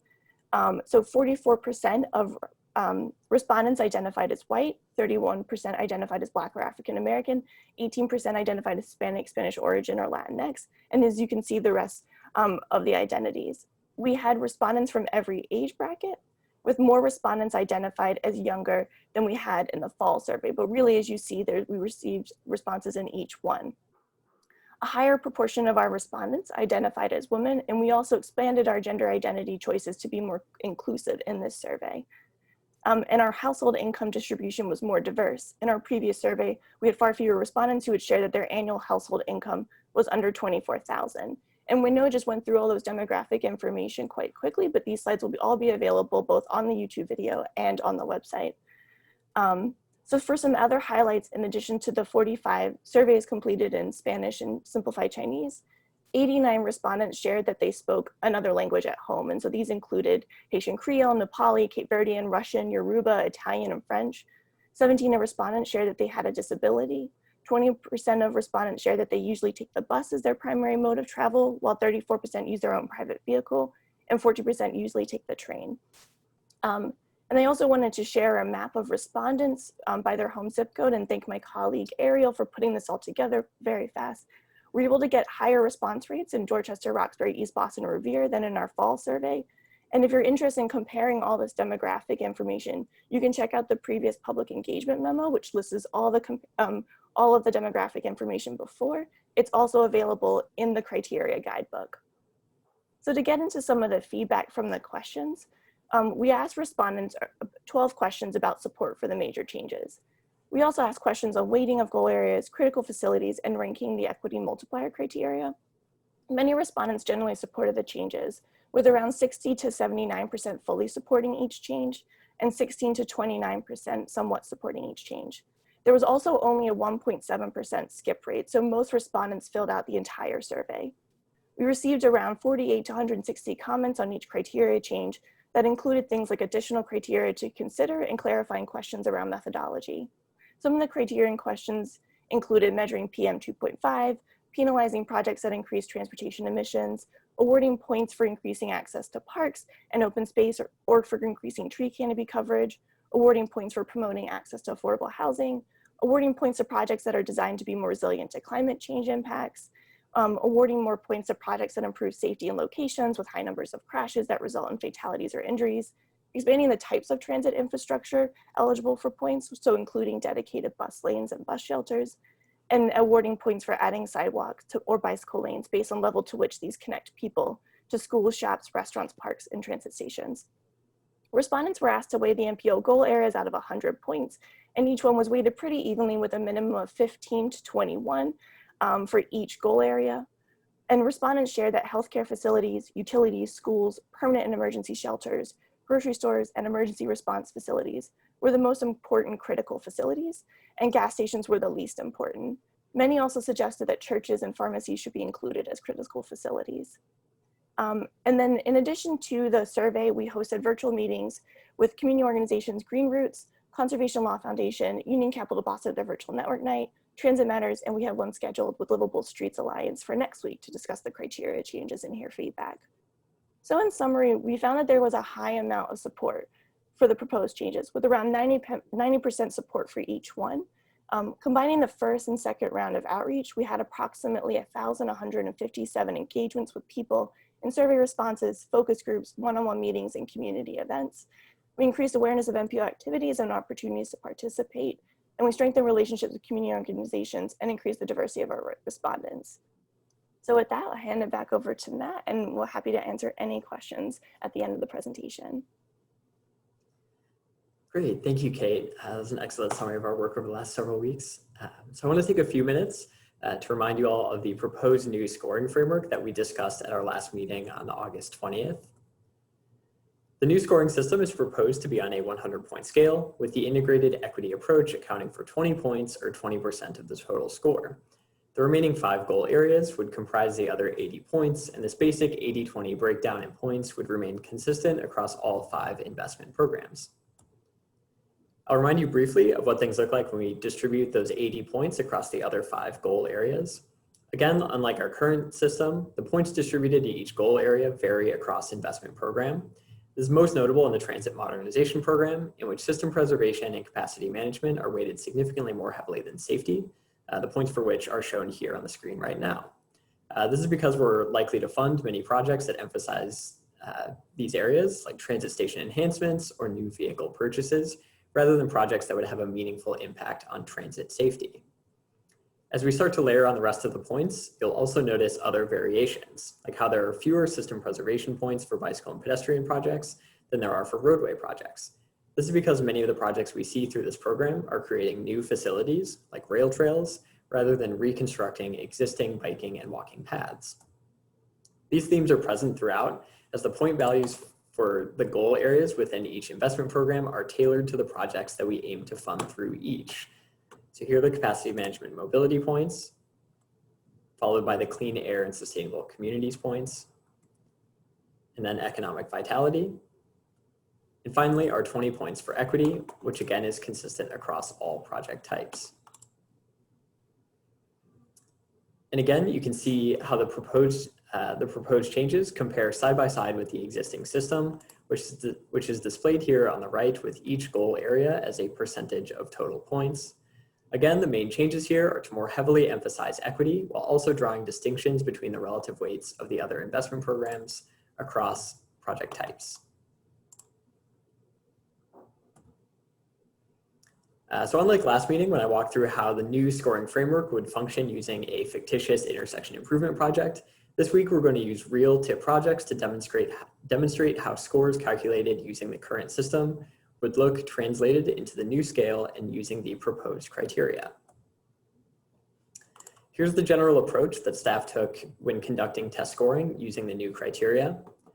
First, we selected a handful of representative projects from the Complete Streets, Intersection Improvements, and Bicycle Network and Pedestrian Connections investment programs.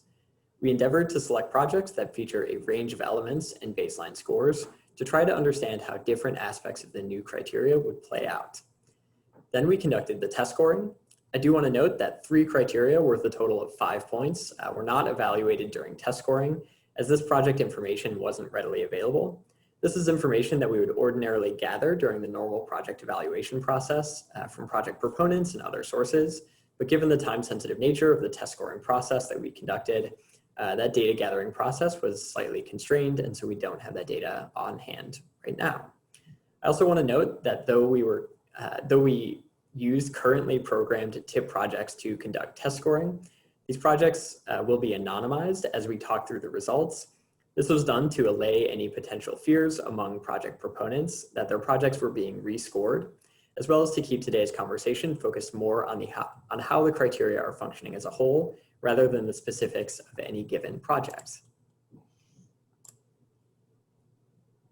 So you may be wondering why we're not presenting test scores for major infrastructure projects, and there are a handful of reasons for that. So first, based on the major infrastructure conversation had at the MPO meeting on August 20th, and the feedback that you all gave Anne at that presentation, MPO staff elected to move forward for the time being with a scoring approach for major infrastructure that applies the most relevant criteria from the other investment programs to major infrastructure projects by type. As you see here, that means we would apply the complete street scoring criteria to major infrastructure corridor projects, what we often call sort of large complete streets. The intersection improvements criteria would be applied to major infrastructure intersections and interchanges, and the transit modernization criteria would be applied to major infrastructure transit projects. There would be minor adjustments to those base criteria to make sure that they fit with those larger scale projects, but overall the approach would be essentially the same. Second, we elected not to test score major infrastructure projects because we don't have great scoring data on some of the previously programmed major infrastructure projects. And staff felt that it wouldn't be fair to test score a prospective major infrastructure project at this point, given that we will consider those for funding in the next TIP beginning this winter. And obviously, as we discussed earlier today, some elements of this conversation will remain ongoing and slightly dependent on how this plays out, depending on your forthcoming feedback on the continued major infrastructure discussion. So beginning now with the test scoring results for bicycle and pedestrian projects, staff scored 2 rail trails with different project elements to try to understand how the new criteria would play out. You can see here that the 2 projects had original scores of 53 and 47 points, so they fared somewhat similarly using our current criteria. Here's how those 2 projects fared in test scoring. You can see that some of the original disparities in safety were eliminated, as project number 1 was no longer awarded points for having high crash rates and EPDO in the project area. That's okay, however, as you'll remember that when we discussed safety for bicycle and pedestrian projects back in June, we talked about how our current scoring methodology awarded points to these projects for having crashes in the project area, regardless of whether or not they would be related to the project in question. For example, awarding a rail trail safety points for there being auto crashes on a nearby roadway, even if that roadway doesn't connect with or function as an alternative route to the proposed facility. By eliminating those criteria for bicycle and pedestrian projects, we focus more directly on the safety issues and improvements actually being addressed by the project itself.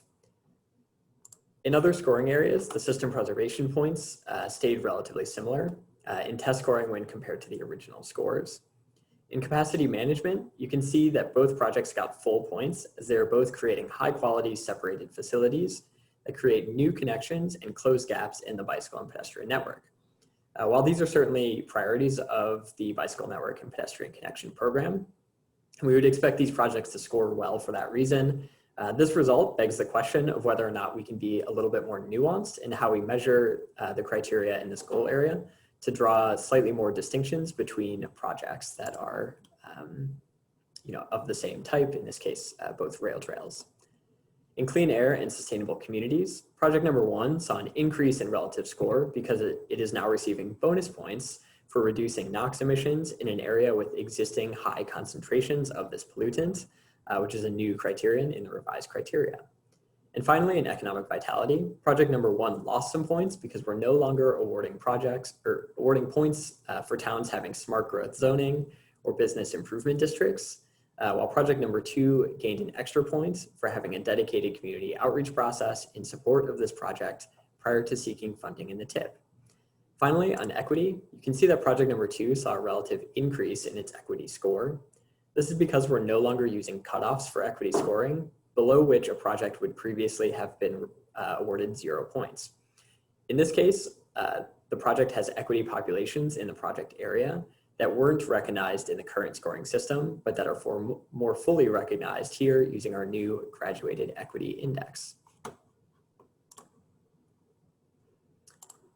So for some of the key takeaways from these test scores, first, the scoring revealed that we are reducing some of the points that we previously awarded to projects for elements that were only tangentially related to the project itself, things like crashes on nearby roadways that, again, weren't directly impacting the facility or the proposed facility, and things like nearby business improvement districts that really don't have a direct bearing on the quality of project.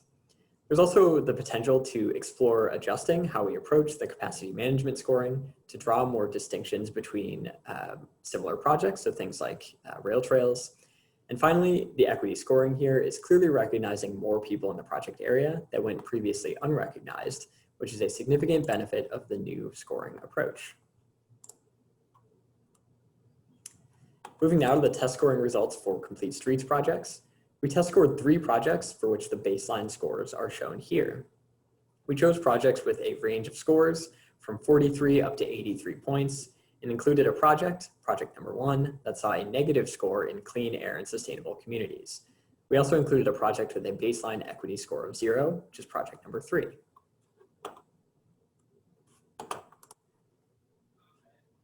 So here's how test scoring played out for these 3 projects. Beginning with safety, you can see that the distribution of scores across projects remains comparable here from baseline to test scoring, with lower point values across the board on the new lower scale. Again, we went from 30 points to 20 points here. In system preservation, things remain relatively similar to the baseline scoring as well, though project number 1 did see a slight increase due to methodology changes in how we measure improvements to pavement condition. In capacity management, there also aren't any changes in the relative performance of projects. But in clean air and sustainable communities, however, we do see a further decrease in the already negative score of project number 1. This is because the project increases emissions on a corridor with already high localized NOx pollution.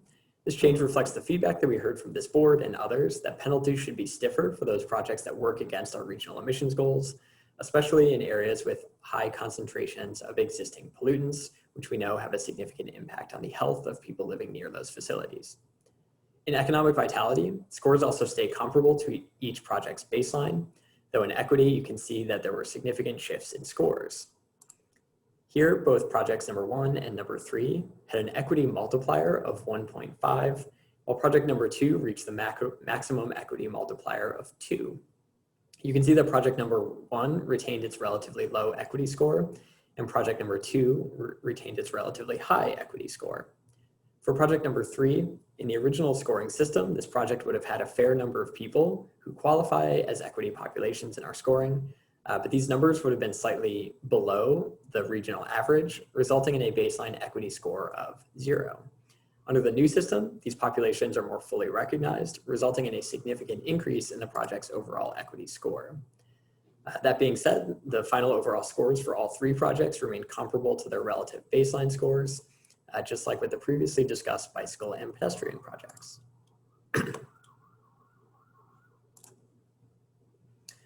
So again, for some overall takeaways for complete streets, negative scores in criteria like emissions can become more pronounced given the effect of the equity multiplier on these criteria and the additional negative points for increasing emissions in areas with already high emissions. Furthermore, a plurality of projects will have an equity multiplier of 1.5 because of the standard deviation methodology my colleague Betsy Harvey used to set the scale. This means that only projects that are more than half a standard deviation from the mean in terms of the concentration of equity populations in the project area will receive a multiplier of 1.25 or lower, or 1.75 or higher. Moving finally into the intersection improvement projects that we test scored, you can see the baseline scores here with a distribution of overall scores between 31 and 51 points. Again, as we add the test scores in, noting that the overall new scores remain relatively comparable across projects. In safety, the scores again stay relatively similar, though in system preservation, project number 3's score drops relatively further due to a change in how we measure the replacement of existing traffic signals. That same dynamic plays out in capacity management, where projects number 2 and number 3 see a point reduction due to the increase in points for reducing auto congestion in the new criteria. In clean air and sustainable communities, project number 1 benefited from an additional point for increasing access to open space, while projects number 2 and number 3 benefited from the bonus points for reducing NOx emissions in polluted areas. In economic vitality, project number 2 lost some points because we no longer give projects points for being in a town with smart growth zoning or a business improvement district. And finally, for equity scoring, all 3 projects remain comparable to their original scores. And again, here, all 3 projects had the same equity multiplier of 1.5. So in addition to what's been highlighted in previous slides, there are a handful of other key takeaways here. First, we do fund a significant number of projects in areas with high concentrations of NOx emissions. And so we're seeing projects that reduce emissions in these areas score relatively well overall, which is certainly an outcome that we were looking for.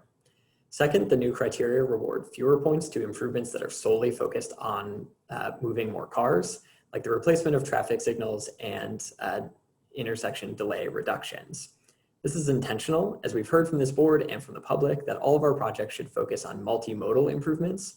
So we certainly want our new scoring system to reflect those values and goals which were established in the long-range plan. And I'll also highlight here that projects that do reduce intersection delay and congestion tend to score well in the air quality scoring. And so by reducing the points allocated in capacity management and mobility for strictly reducing auto congestion, we're actually eliminating a redundancy in the old criteria that's more fully recognized in the air quality scoring.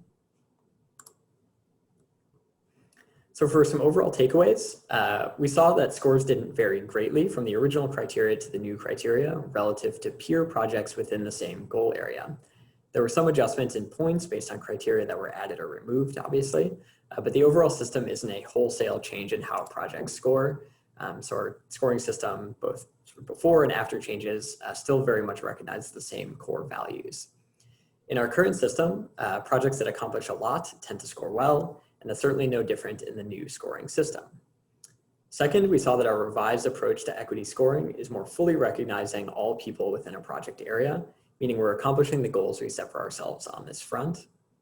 Third, if anything, the scores that we presented today are slightly lower than they otherwise would be, as a handful of criteria were unscored, again, due to the data limitations that I mentioned earlier. As we bring projects into the scoring pipeline for the coming TIP cycle, we'll ensure that we gather this additional data from project proponents so that these criteria can be scored fully. And finally, as we've discussed in the past, staff will endeavor to outline updated scoring methodologies for the new criteria and communicate these methodologies to project proponents, as fostering increased transparency on how we make scoring decisions is a central part of wrapping up this work this fall. As for next steps, today's focus is obviously on test scoring and the public outreach results that Kate and I have just discussed. At the next MPO meeting on September 17th, we have an opportunity to address any remaining questions or concerns that this board may have, a topic that we'll come back to here during the discussion in a moment, and something that I'm certainly hoping to get your feedback on. And then finally, as we move into the start of the new federal fiscal year on October 1st, staff will aim to have a final draft of the new criteria for approval by this body.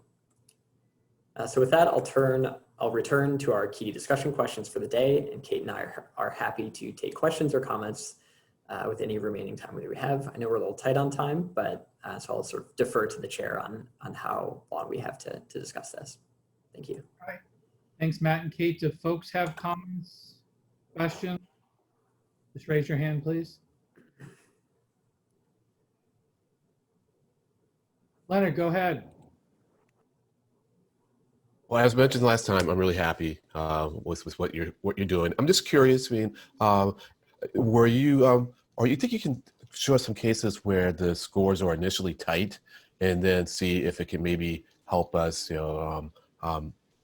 choose amongst them? I thought it was interesting. The first example kind of made the scores converge, and it doesn't help in the selection process, but it's still reassuring. I mean, and yeah, it's still reassuring about the nature of what we're doing, because it makes us say that, well, differences that you thought were there weren't really there. But I'm really curious as to whether you think you might be able to show us some cases where the scores are initially close and then maybe it can spread them out a little bit. Thank you. Yeah, thank you. That's definitely something we can look into more. All right, other folks have any comments or questions?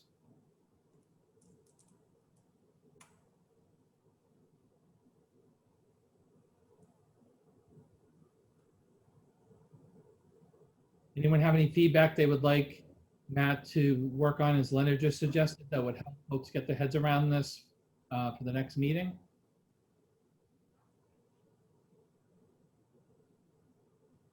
I don't see anyone raising their hand, so I assume that everyone's good with this so far?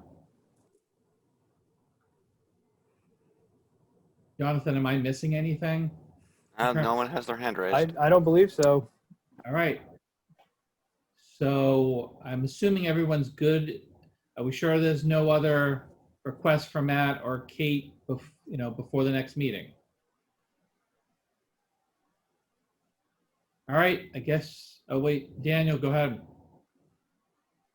Thanks, Mr. Chair. I just want to say that they've done a really good job, Kate and Matt and everyone on staff. And I think maybe the fact that nobody is raising their hand is perhaps testament to, the fact that they've done quite a comprehensive job with this. And, I think the presentation with showing the different scores between the previous or the current system and the new system, that's certainly helpful. I thought it was interesting that there wasn't more sort of divergence to what Len was saying, and they seemed pretty comparable. So I think that is a good thing, though. So we're not having sort of wild swings of projects that scored very low, suddenly scoring very high. So I think this is good, and I don't think I have anything else for them to look at other than what Len already stated. Thank you. Thanks, Daniel. Tegan, you want to chime in here?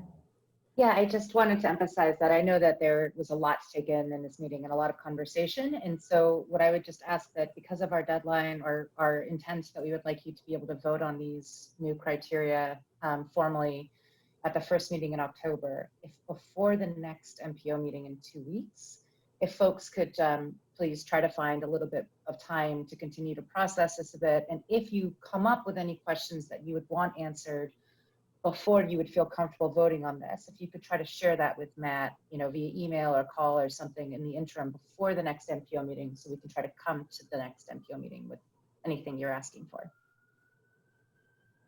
Okay, anyone else? But yes, please do what Tegan said. So, because as of October 1st, we need to start moving forward. So seeing none, Matt and Kate, thank you.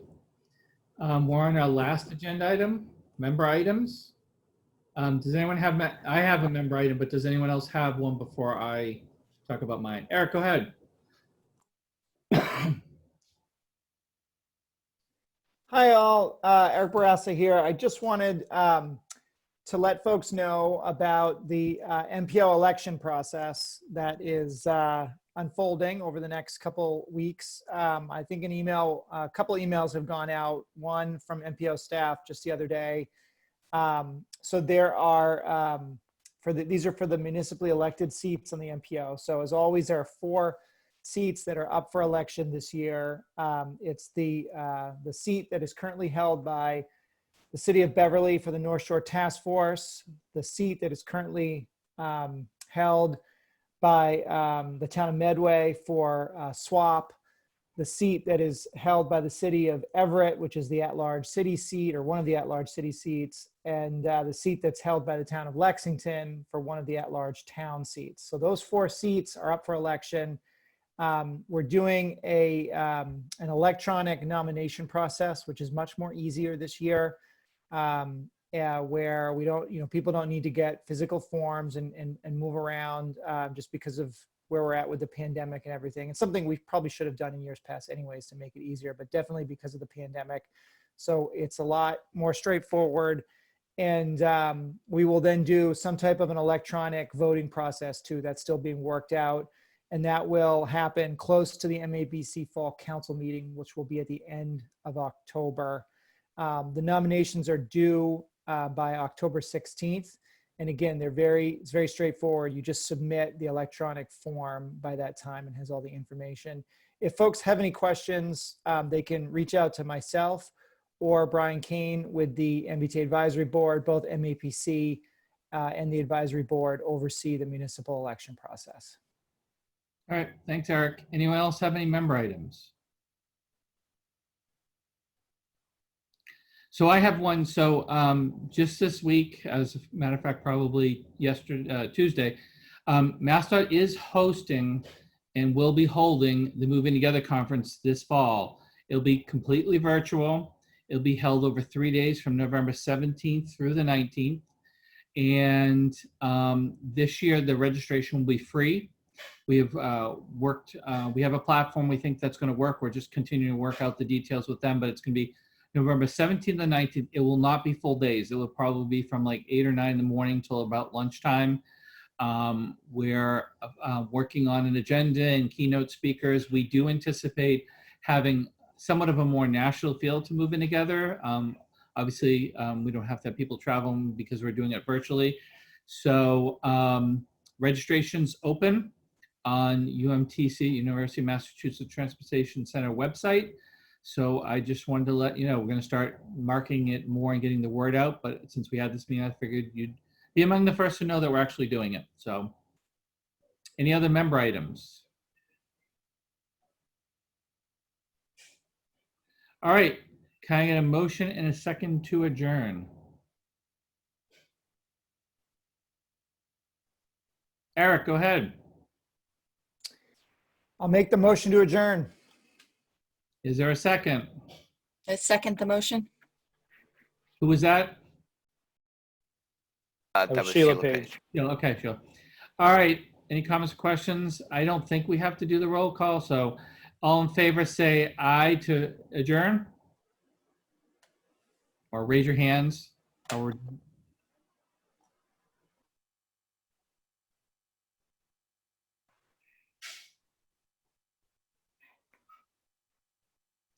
all right, any opposed about adjourning? Seeing none, I think we're done, folks. Everyone stay safe and we'll see you next time. Thank you.